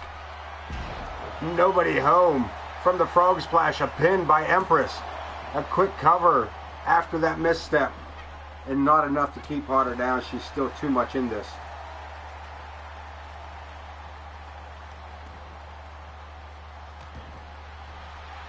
Empress just playing games now. Double underhook, sets her up. Powerbomb goes in for the suplex. They're in for the cover, and Aylin Potter shoulders down for the 3. As the Empress retains the hardcore title. Take a look at this miss on the frog splash. Just getting out of the way. Does Empress Sparrow.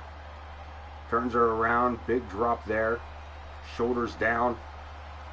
And referee Jenna Taylor right there for the 3 count. And your winner and retaining the hardcore title, the Empress Sparrow. We ain't done with ladies action yet, kids. We are closing in on the final 4 matches of the evening, though, as we close in up AoK WCW Retro Monday Nitro. Something mouthful. So we got the women's undisputed title on the line. Morgan Quinn. An Extreme Rules matchup against Casey Gwynn.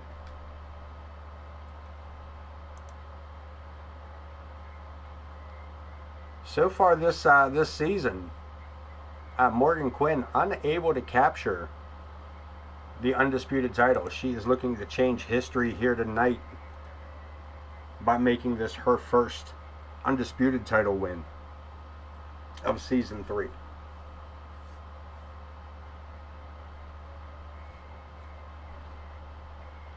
Again, while we get into it, while we wait for the loading screens and the entrances, just a reminder that for those of you looking to join us in 2K24, you can use the hashtag AoK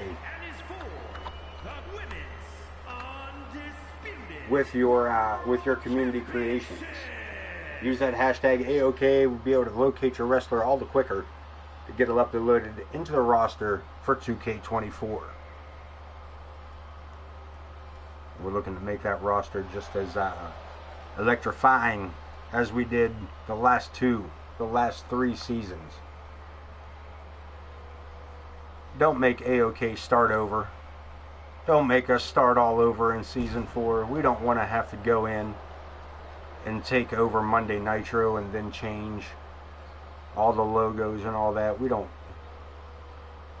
want to have to take over Monday or WrestleMania or Monday Night Raw. Don't make us do that. We come here tonight to Monday Night. Came here tonight to Monday Nitro. We started season 1 with just a handful of wrestlers thrown in with the roster of the WWE.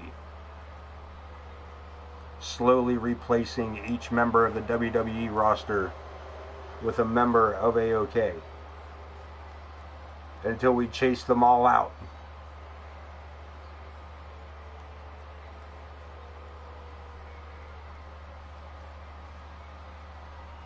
And we've been running solid ever since. Season 4 should be no different. No, I'm not going to lie, it's going to be... We're going to have some flashback matches too throughout season 4. Come on, man. They're giving us the likes of George the Animal Steel, Ricky the Dragon Steamboat, the Macho Man, as well as the Macho King with Queen Sherry. We're getting the Dudley Boys.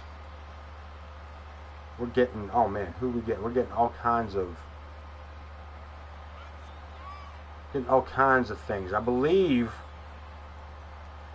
we're getting the real Dusty Rhodes. I don't think we're getting that black and yellow polka dot. I think we're getting the actual Dusty Rhodes. We're getting bunkhouse brawl style. We're talking hard times Dusty Rhodes. Talking those hard times of Dusty Rhodes. I I'm still not keen on the superstar Billy Graham, other than him just passing and all that.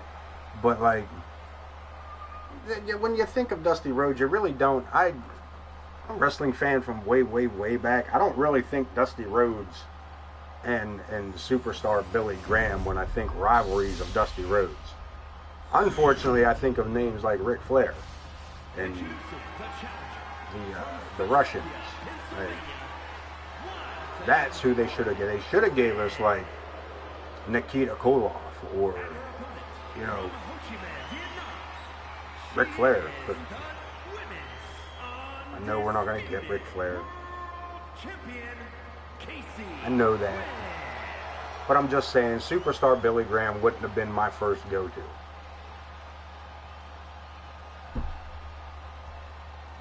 Come on, some of the names that we're going to get. Oh, come on. Muhammad Ali. Though I would like to say maybe watching Post Malone and Muhammad Ali in a celebrity death match. That might be fun. We could start doing celebrity death matches on AoK.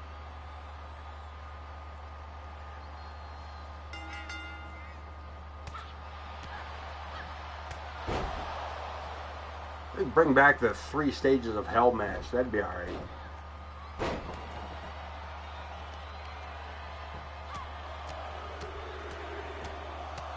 Casey Gwynn taking it to Morgan Quinn.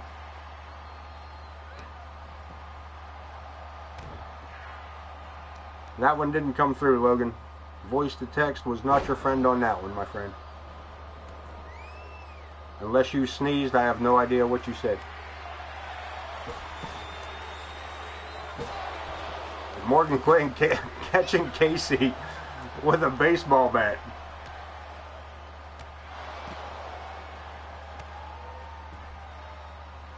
And Morgan Quinn paying for that one, boy.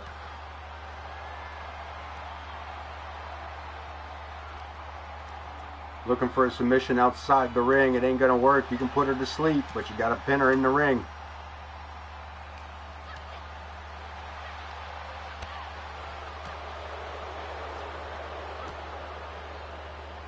Morgan Quinn with a sunset flip. Powerbomb on the concrete outside on the ring arena floor.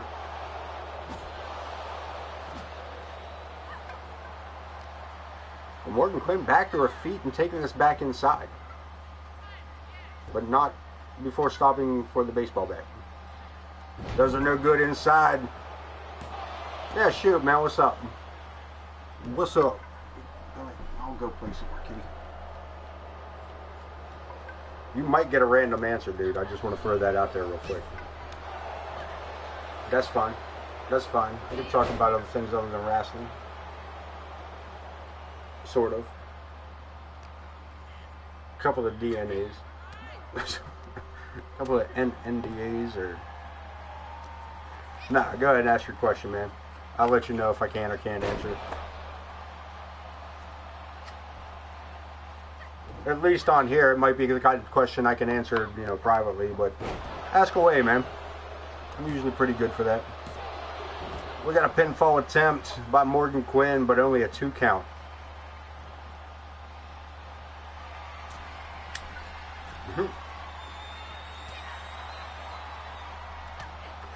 I do. Why? Do you have one in particular you're asking me about? I do. Are you talking about Looney Tunes?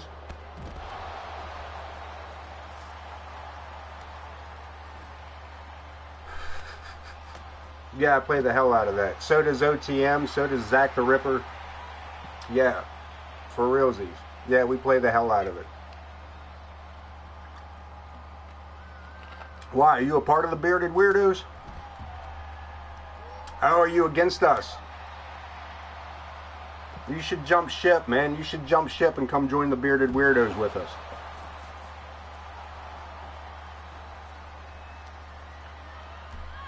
Unless you're already part of the Bearded Weirdos, then hey, coincidentally enough, good job. And you found us.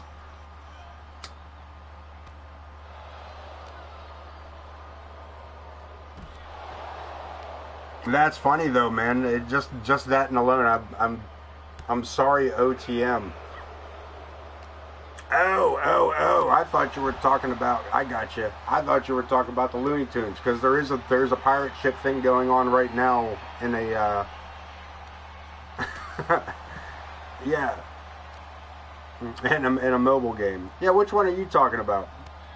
A pirate ship type game. I mean, maybe.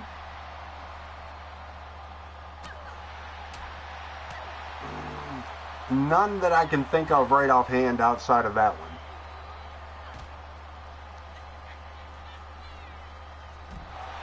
Damn.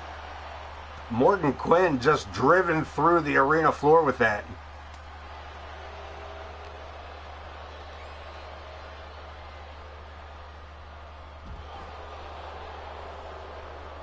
Sure.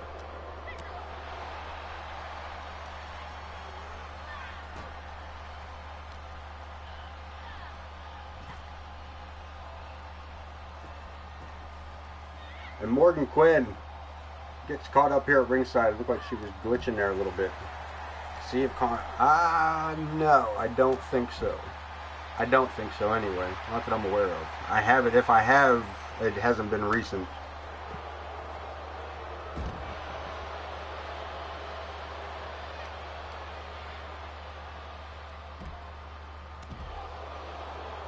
Is it similar to what's that other one? Is it what, Sea of Sails?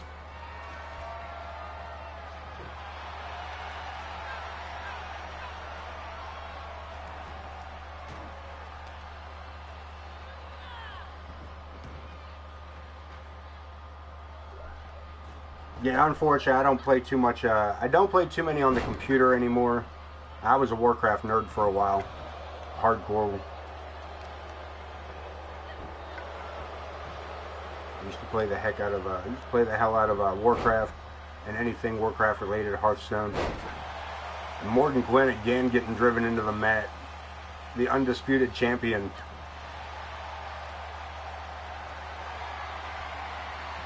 In the corner, looking to go full beast mode on Morgan Quinn, spears her in half and goes for the cover. Shoulders down, undisputed title on the line. The women's champion looking to retain. And she certainly does in a hell of a fashion. If we take a look at that replay, spears her right through the center and takes her down solid. Not a whole lot of titles changing hands here tonight, with the exception of Chris Chaos and Dean Graves. But yeah, guys,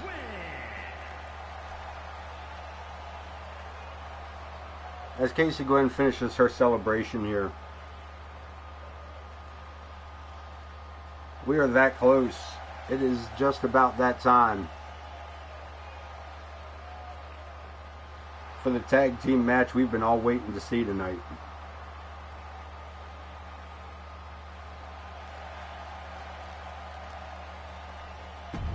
As the unmasking of the Luchadorks, Pandinas and El Scorpio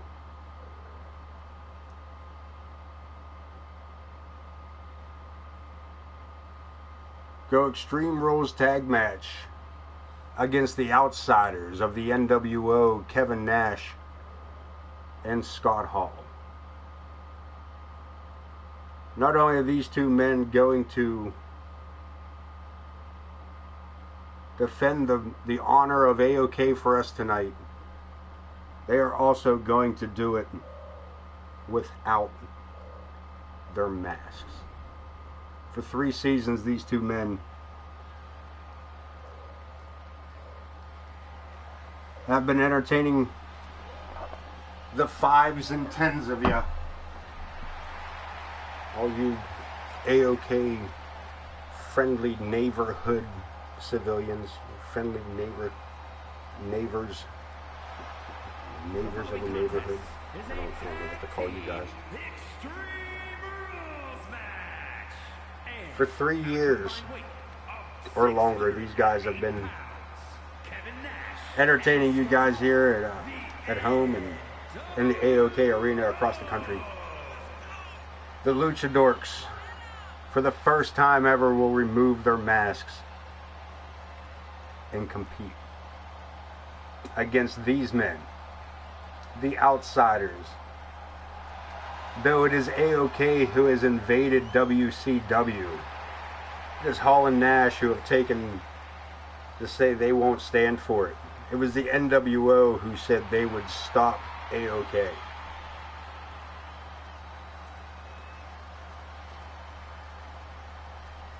The Luchadorks say, nah, not gonna happen.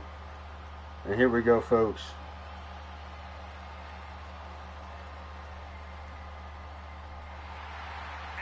El Scorpio and Pandinas. 153 pounds, the Luchadors.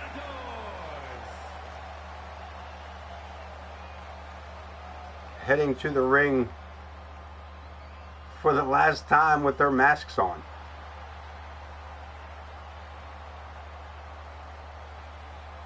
The question remains, man. Does it matter? Are they just two masked men? The Luchadorks, El Scorpio, Pandinas. The reveal happens now.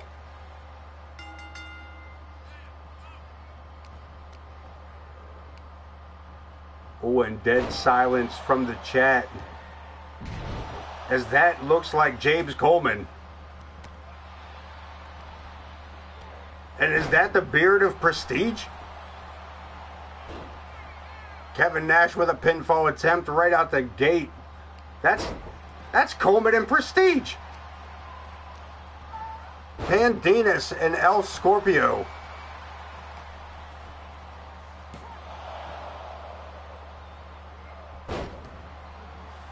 But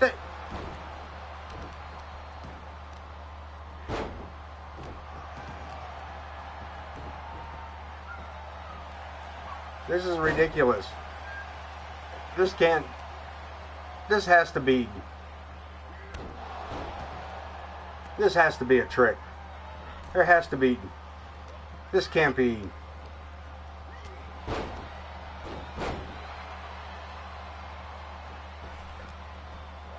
Nah, these two had to beat up the real Pandinas and else.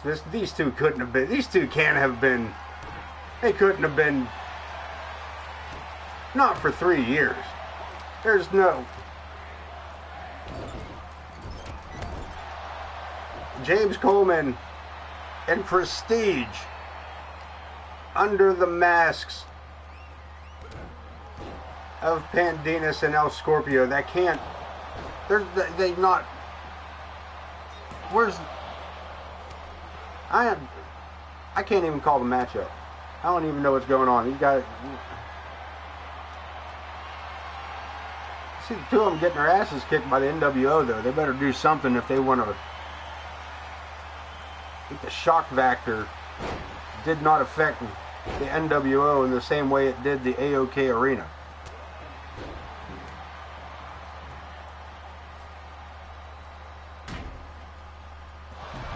And Pandinas, Prestige, I don't know what to call him, goes over the top rope. Suicide dive, lands it on Scott Hall. But unfortunately, El Scorpio, James Cole, I don't know what to call them. Everybody's favorite fools. You sons of bitches.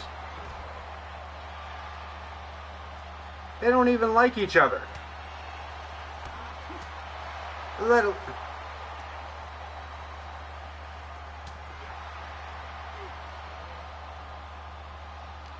This is James Coleman under the mask of El Scorpio.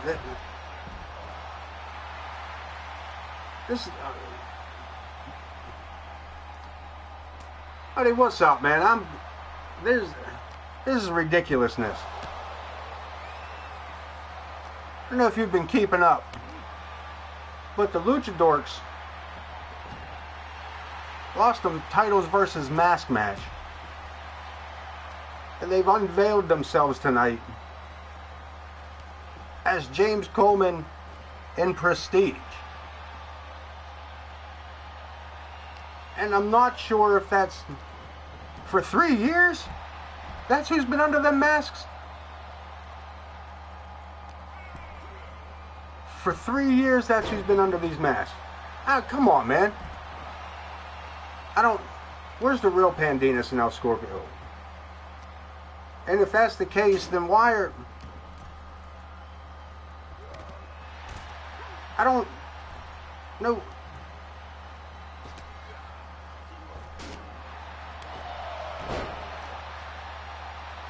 But like the Elite one pointed out, they took their mask off and started getting our asses whooped. And really solid getting their asses whooped as James Coleman eats a choke slam from the NWO.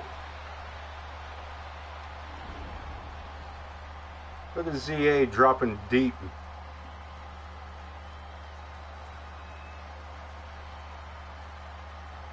Dropping deep thoughts. The fault in the stars even, he says. Here are your winners. Never meet your heroes. And starting off, the NWO. The NWO picking up a victory over the Lucha Dorks. This is... There's questions. There's questions. Coleman beating Six earlier this evening. And let's see something here real quick. They still not going to let me... So this was supposed to be a rivalry match. And for whatever reason, it won't allow me to make this a rivalry match. I've tried numerous things. I tried putting this match in different places. As it turns out, it is also a non-title matchup, as Zack the Ripper is the current Intercontinental Champion. And I still can't believe... I still can't believe that Coleman and Prestige have been the Lucha Dorks all this time. That can't be... That can't be right. But there's no proof because we don't know who was under... Who is that...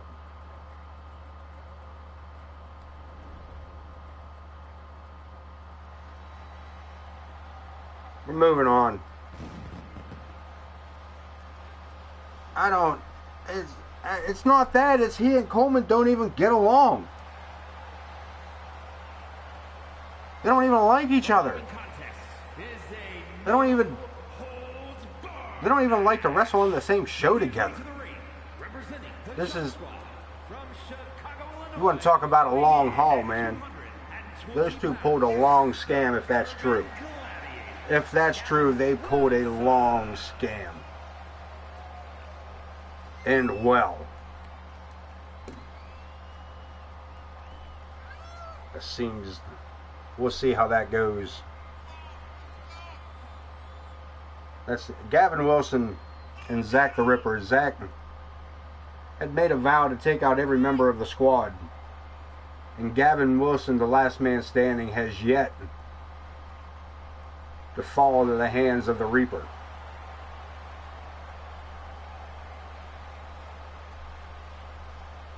Zack the Ripper gets his final chance here tonight. Non-title matchup. You can blame that on 2K. And my inability to bend to the commands of the console. But the Grim Creeper makes his entrance into the arena. No smoking glass piece with him tonight.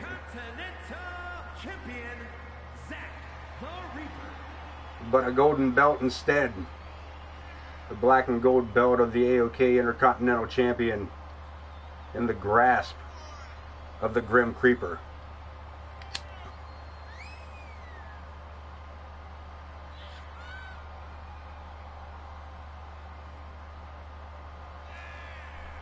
Non-title matchup. Zack said this man ain't worth putting the belt on the line.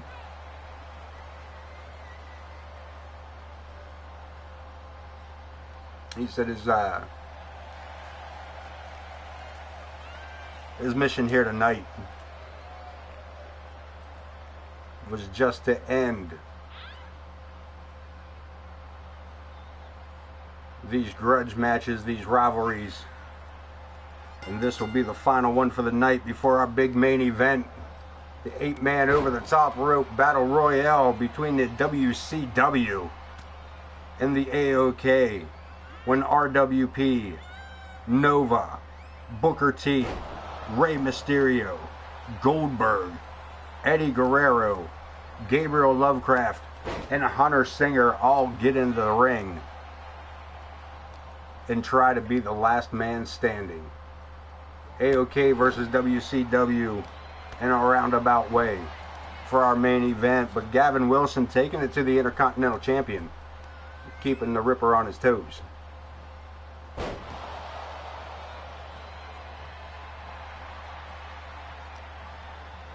Gavin Wilson may be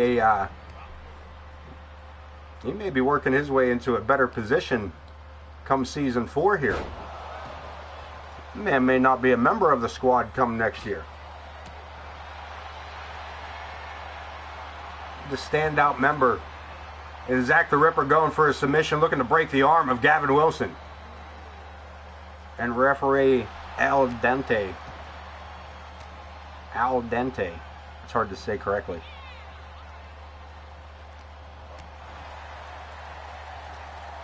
Watching on here as the referee steps in the way of Gavin Wilson heading towards the ropes. The Ripper having issues here with the with young Wilson. Wilson! Man out there looking like a soccer ball. Why is that man named after a soccer ball?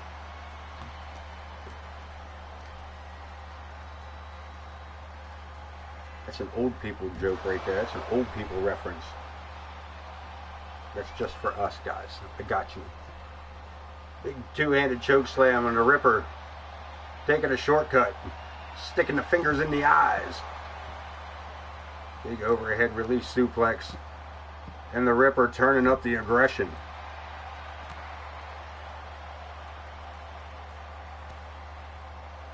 Boots to the back. Knuckles to the face.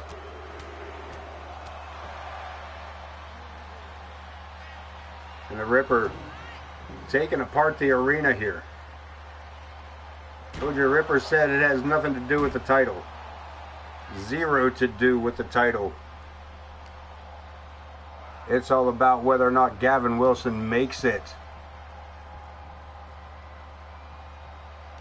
to season 4. Will he make it out of the squad in season 4? Will he even make it out of season 3? As Zach the Ripper sets it up, this could only be the 1888.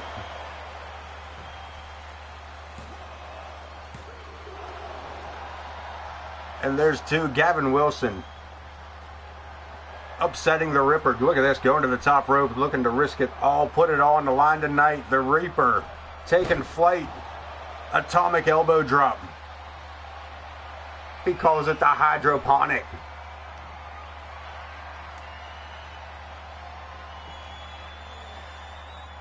Overhand wrist lock.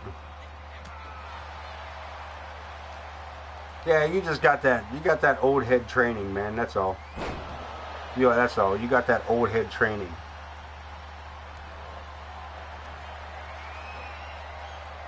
And look at this. Tornado power bomb. Yeah, we can call it good parenting. That's what you really chalk it up to. We got a pinfall attempt at the Intercontinental Champion. Finds himself on a 2 count. Look at this, a little bit of athleticism by the Ripper. Damn, big clothesline, taking the Grim Creeper down. Off the ropes, ducks under that clothesline. Back body drop. And a spine buster sets him up and sets him back down. Circling around, Gavin Wilson looking for the Dominator. And Zach the Ripper shoulders down. Center of the ring, the Intercontinental Champion, non-title matchup. And Gavin Wilson has beaten Zach the Ripper here at AoK Retro WCW Monday Nitro. Motherfucker lose a breath trying to say all that. Keep an oxygen tank nearby. Damn. Here is your winner. 3 count. Center of the ring. Zach the Ripper. Non-title matchup. Gavin Wilson. What an absolute change of trajectory for this young man's career. I believe Gavin Wilson has just earned his spot on the AoK roster for next year.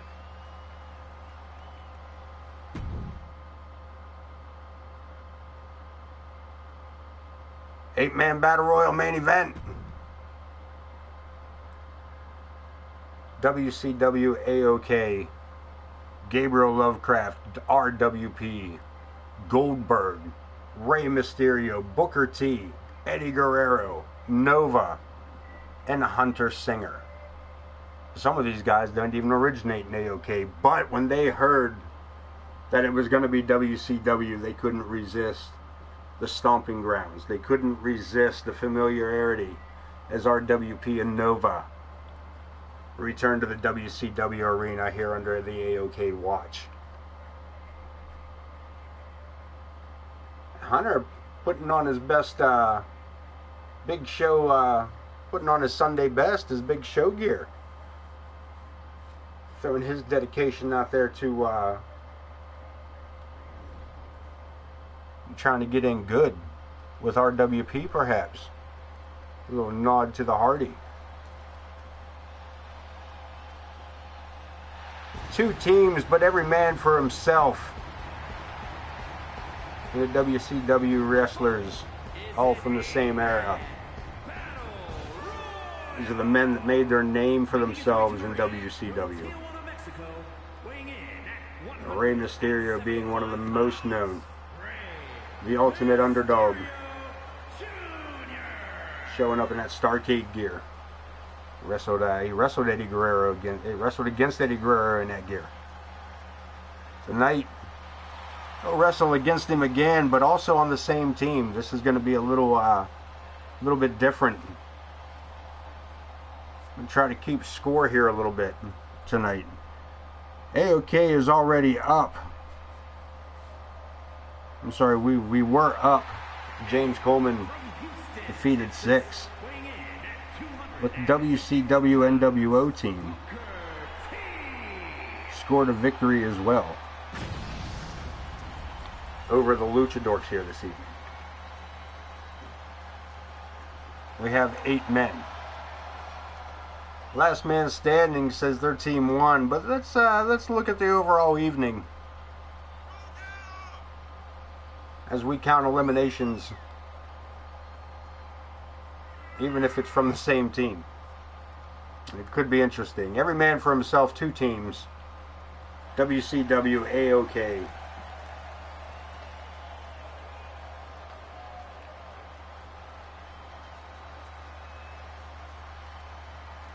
Main event of AoK WCW Retro Monday Nitro.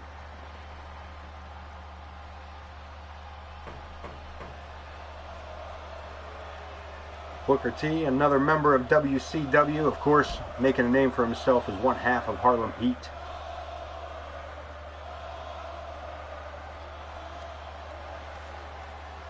With his brother Stevie Ray. Bill Goldberg.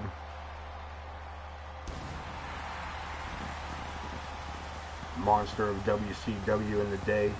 He was 146 consecutive wins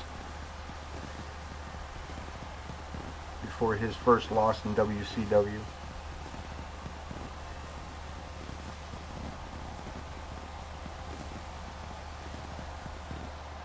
Master of the jackhammer.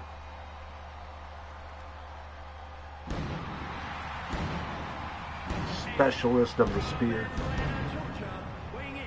Unbelievably strong.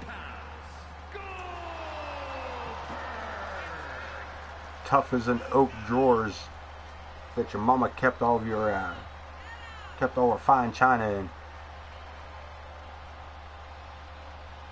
But dumber than a box of rocks. Bill Goldberg. third member of WCW.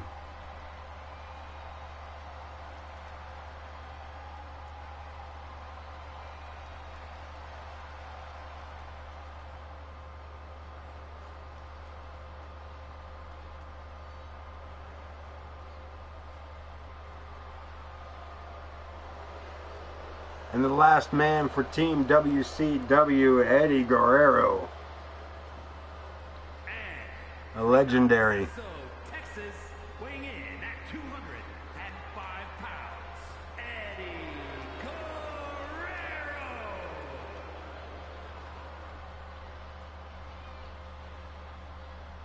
Listen, I mean, there ain't too much to even say about him. I don't even want to, there's nothing I can even say about him. Like, it's Eddie Guerrero.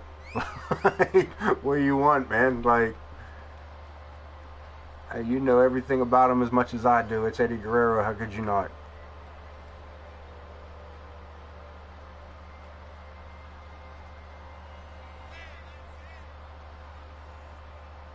Eddie Guerrero, again, facing off tonight on the same team as his Starrcade opponent, Rey Mysterio, but against each other as well in a over-the-top rope, last man standing, 8-man battle royale. As Team WCW has received their final team member.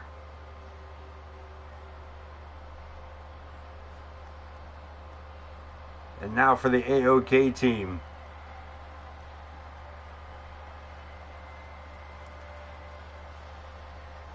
Leading it out. From Buffalo, New York. Screaming Mad Murdoch. I mean RWP. If they're going to be the AoK team, they gotta have nicknames. Screaming Mad Murdoch. RWP, the highest man in the room.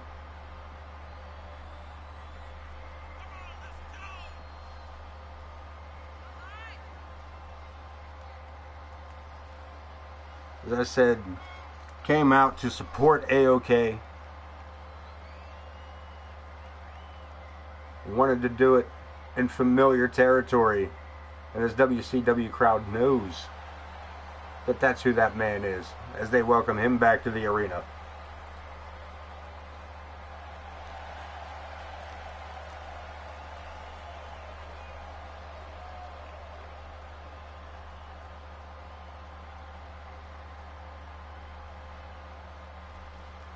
And from Detroit, Michigan, weighing in at And his partner slash opponent, the Green Meanie Nova, making his entrance down. Also said, sign me up for support of AoK. And guys, while we're talking about support of AoK, there's a couple ways you can do that. I'm going to use that as a segue. And I don't normally do that, but there is AoK merchandise available in the merchandise shop. You get your AoK t-shirt, sweatshirt, hoodie, or even a very own AoK baseball cap. 2 forms there as well. Check that out at the merchandise stand for AoK Championship Wrestling. More info, more merchandise to come as we work out Season 4 and some new ideas as we try to push forward here in this streaming content. Hopefully we can find a new groove in the new season.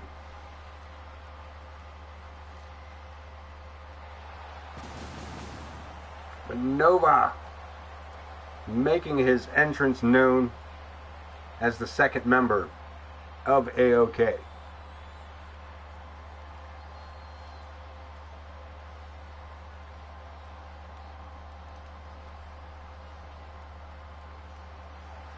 And the third member ready to make his entrance. The lights go out. He's a tag partner to the brand new light heavyweight champion Chris Chaos. It is Gabriel Lovecraft, the other half of the Fallen.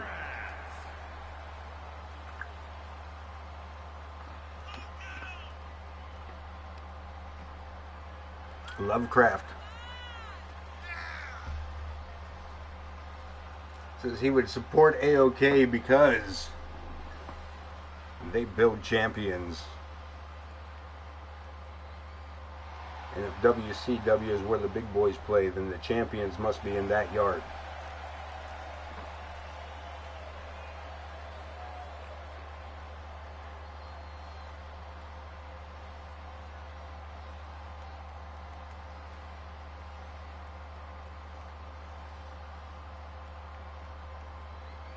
And last but not least for AoK, the workhorse. And their opponent, representing the Misfits from Pennsylvania, weighing in The total package, Hunter Singer, main eventing WCW AoK Monday Nitro Retro,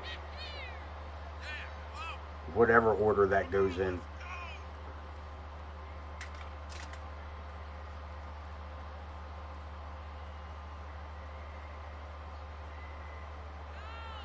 Hunter Singer ready to kick this off. 8-man battle royal over the top rope. Last man standing claims victory for his team. And then we will take a look overall.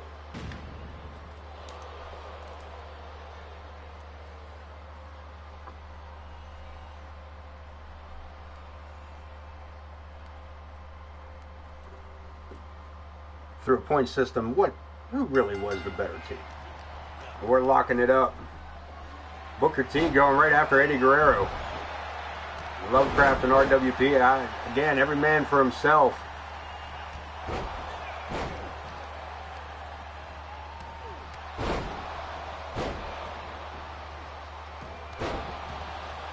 Goldberg and Rey Mysterio.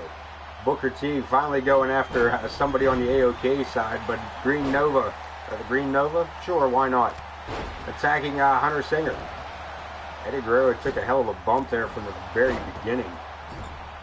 He's still trying to shake it off. Locking up with Booker T. The man dropped him on his head. Lovecraft, RWP, big Goldberg. And Lovecraft going a high risk. No. Power slam straight to the mat, shoulders first. Eat the feet by Nova. Over the top rope, last man standing wins. No pinfalls, no submissions. Just eliminate every other person.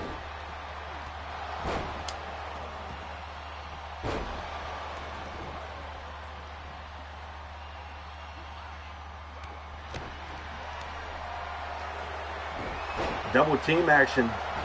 AoK and WCW working together to take down Booker T. Guerrero and Hunter.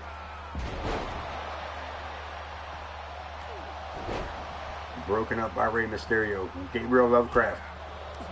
Hunter Singer up for the Bulldog. Back down he goes face first. Nova with Bill Goldberg. Into the corner goes Goldberg.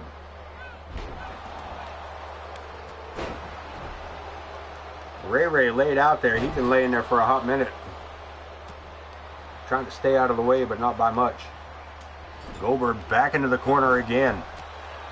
But RWP turns his attention to Eddie Guerrero. Hell of a power slam by Booker T. Setting it up. Saved incidentally by Gabriel Lovecraft.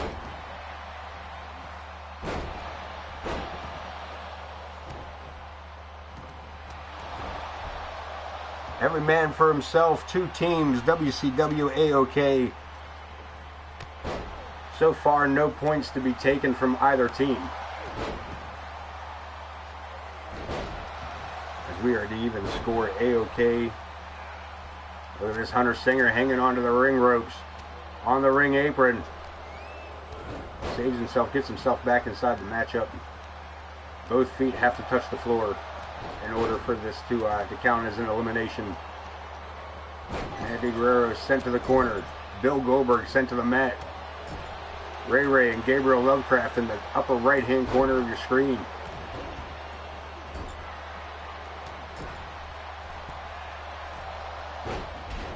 Bodies flying everywhere.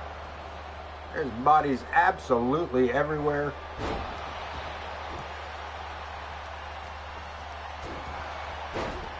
RWP sent for the ride, pulled back in, knee to the gut.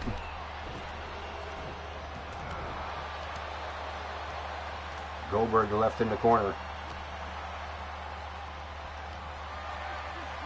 Booker T with Eddie Guerrero. Eddie Guerrero eliminated by a member of his own team.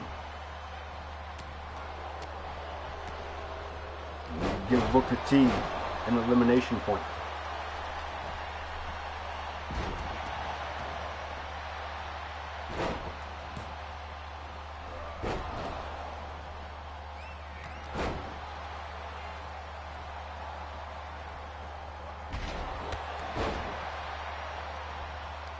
Goldberg busted open, and he looks very unhappy. But Hunter Singer trying to cut that raid short.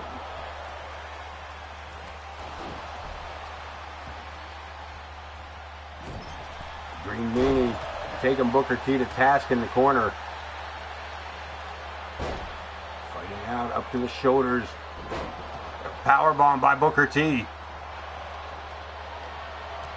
RWP looking to square up with Goldberg. No, gets cut short by Booker T.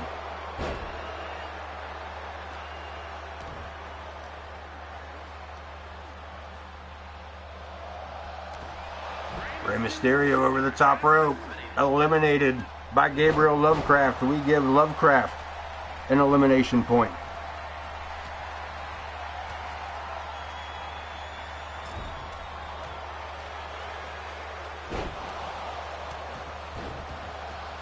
Green Meanie driving RWP into the mat.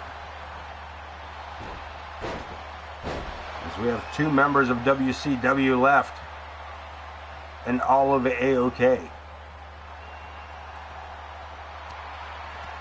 The AoK has seemed to turn on each other as well.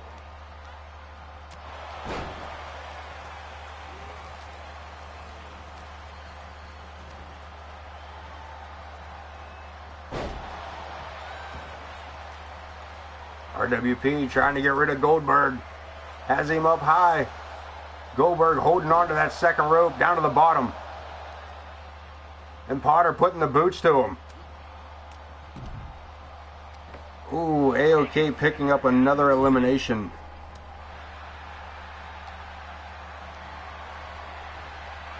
As Hunter is eliminated by his own teammate.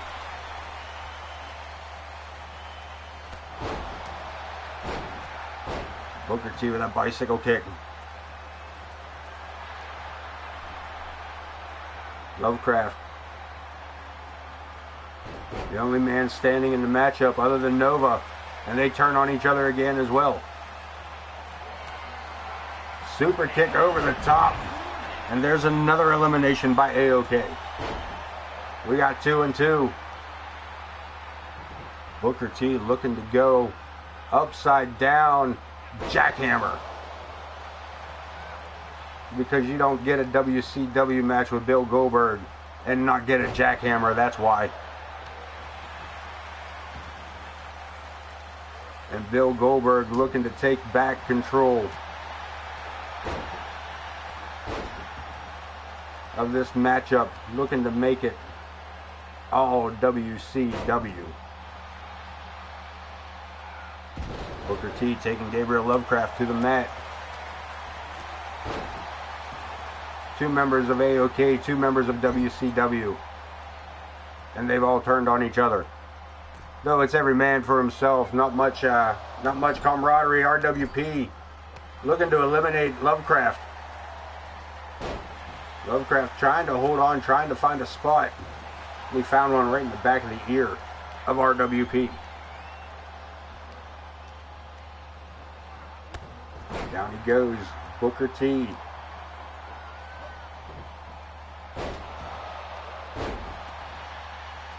Takes the clothesline as Bill Goldberg. This has not been a good night for WCW all in all. As of right now, AoK in the lead. Points-wise. By 3. I don't know if Booker T can bring it back for him. As AoK is cleaning house against WCW, but also against each other. because that's how we roll. Psycho Cutter and Lovecraft. Look at this, Booker T, WCW standing tall above both members of the AoK team.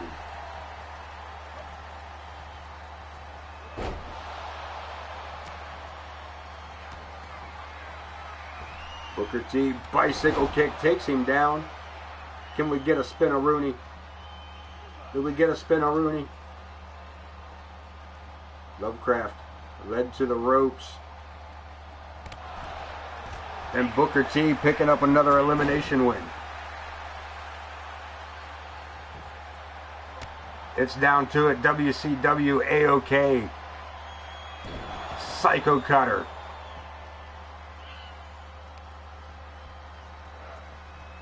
At the very least, if Booker T wins, it puts him dead even.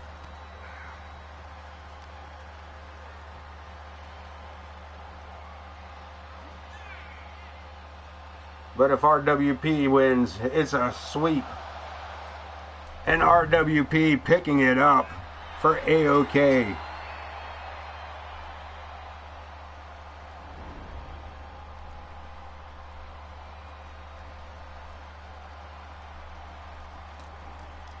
It has been AoK all the way tonight, with the exception of the unmasked Luchadorks against the NWO. And again, we need big victory here for RWP and Team AoK. Elimination style, you're not really a team, you're just a team. WCW falling short though. Booker T put up a hell of a fight on that. Let's hit the data. That's it for the wrestling. Let's take a look at the news. Let's drop down through it. Chris Chaos, as we said earlier, our brand new AoK light heavyweight champion. Dean Graves snagging up the United States title tonight. And Connor Riley unfortunately suffered an injury during his matchup against the Coyote Kid and Pedro the Owl. Interesting turn of events there. Don't be getting too injured. We are heading into the last month. Look at this. I want you guys to see this. Look.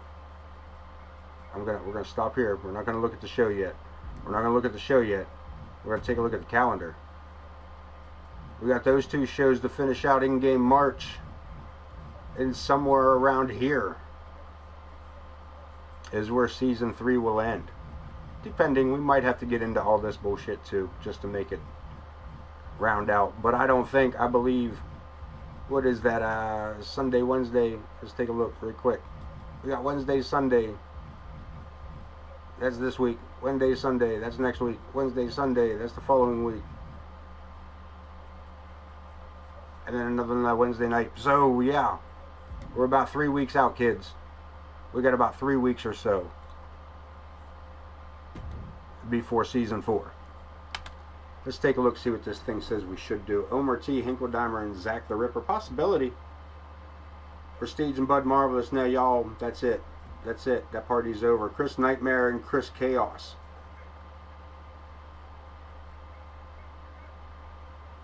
Interesting turn of events there. Vulgar the Clown and Headhunter. That might stick around. Triple Threat, Falls Count Anywhere. Hardcore title on the line, perhaps. Psychosis and the Punisher. The hardcore title on the line. The Hinkledeimer's going after singles competitors. Ain't that an interesting turn of events? Amaya and Casey Gwen. I don't know. Card's subject to change. Most definitely. Card subject to change. Oh, hang tight. Let's take a look at the news for this one. Week 4. Damien cleared by medical to return to action. Also, Bud Marvelous cleared to compete. Cool. Now, power rankings. The Hinkledeimer's sitting on top. These guys have been monsters of the tag team division. Casey Gwen, the undisputed champion at number 3. Bud Marvelous moving up to number 4. Hardcore Champ at number 5 with Alexander K at number 6. Big Bad Adam Boone, one half of the War Raiders at 7. Torrance Benjamin sitting at number 8 with Dean Graves, the United States Champion, at number 9. The other half of the War Raiders rounding out the top 10. Chris Nightmare at 11, Gavin Wilson. This man trying to move his way into position for Season 4. This man looking to be a competitor in the future. Logan Hawk at number 13. The Hardcore Degenerate sits at number 14 with RWP, the leader of the Buffalo's Unwanted. Here in AoK at number 15. And his idiot half-brother Nova sitting at number 16. That's what I was told, by the way. I'm not just calling people names. Alright? That's how he was introduced to me. Empress Sparrow at 17. Chris Chaos, your light heavyweight champion at number 18. Pedro the Owl at 19. And IKB falling down the charts to round out the top 20. Anything else we need to look at, kids? We can end these rivalries right here. I'm going to kill them off right here, right here. We're going to jump to Tuesday. We're going to kill these ones off too. Gavin Wilson, Zach the Ripper. It's been a good run. Gavin Wilson coming out on top there. This has run its course. This was just because we needed. Though I will say this. What night are we on? What night are we on? What show are we on, goddammit? What show are we on? We're on Monday? We're on Monday?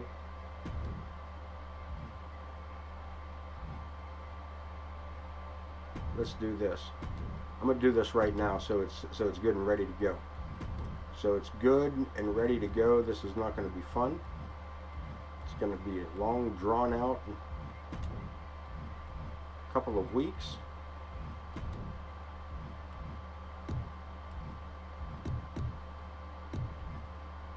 That's to save me some bullshit. Prestige is already at a disadvantage at this. Who else did we need to rival up? Is that about it? Is that about it? Is that about it? Either way, we're going to set that one. We'll let this figure itself out in the near future. Look, it already started changing things around. Yep, already started changing them around. Ain't that something? We'll take a look at that later on. But that is all the time I have for you guys tonight. Elite, I'll get you that DM about that code. Matter of fact, I'm going to shout it out to everybody one more time here before we log out. Before we end this session. The locker code for 2K24.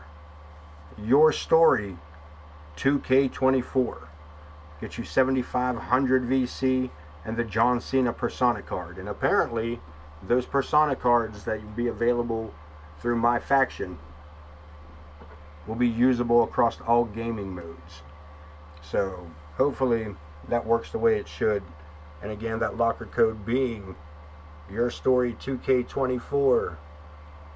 And that is it for the Ace of Knaves. You guys have been a hell of a show for you guys tonight. I appreciate everybody being here supporting us at AoK, and I will see you when I see you. And until then, be safe, be kind, and also be excellent to each other.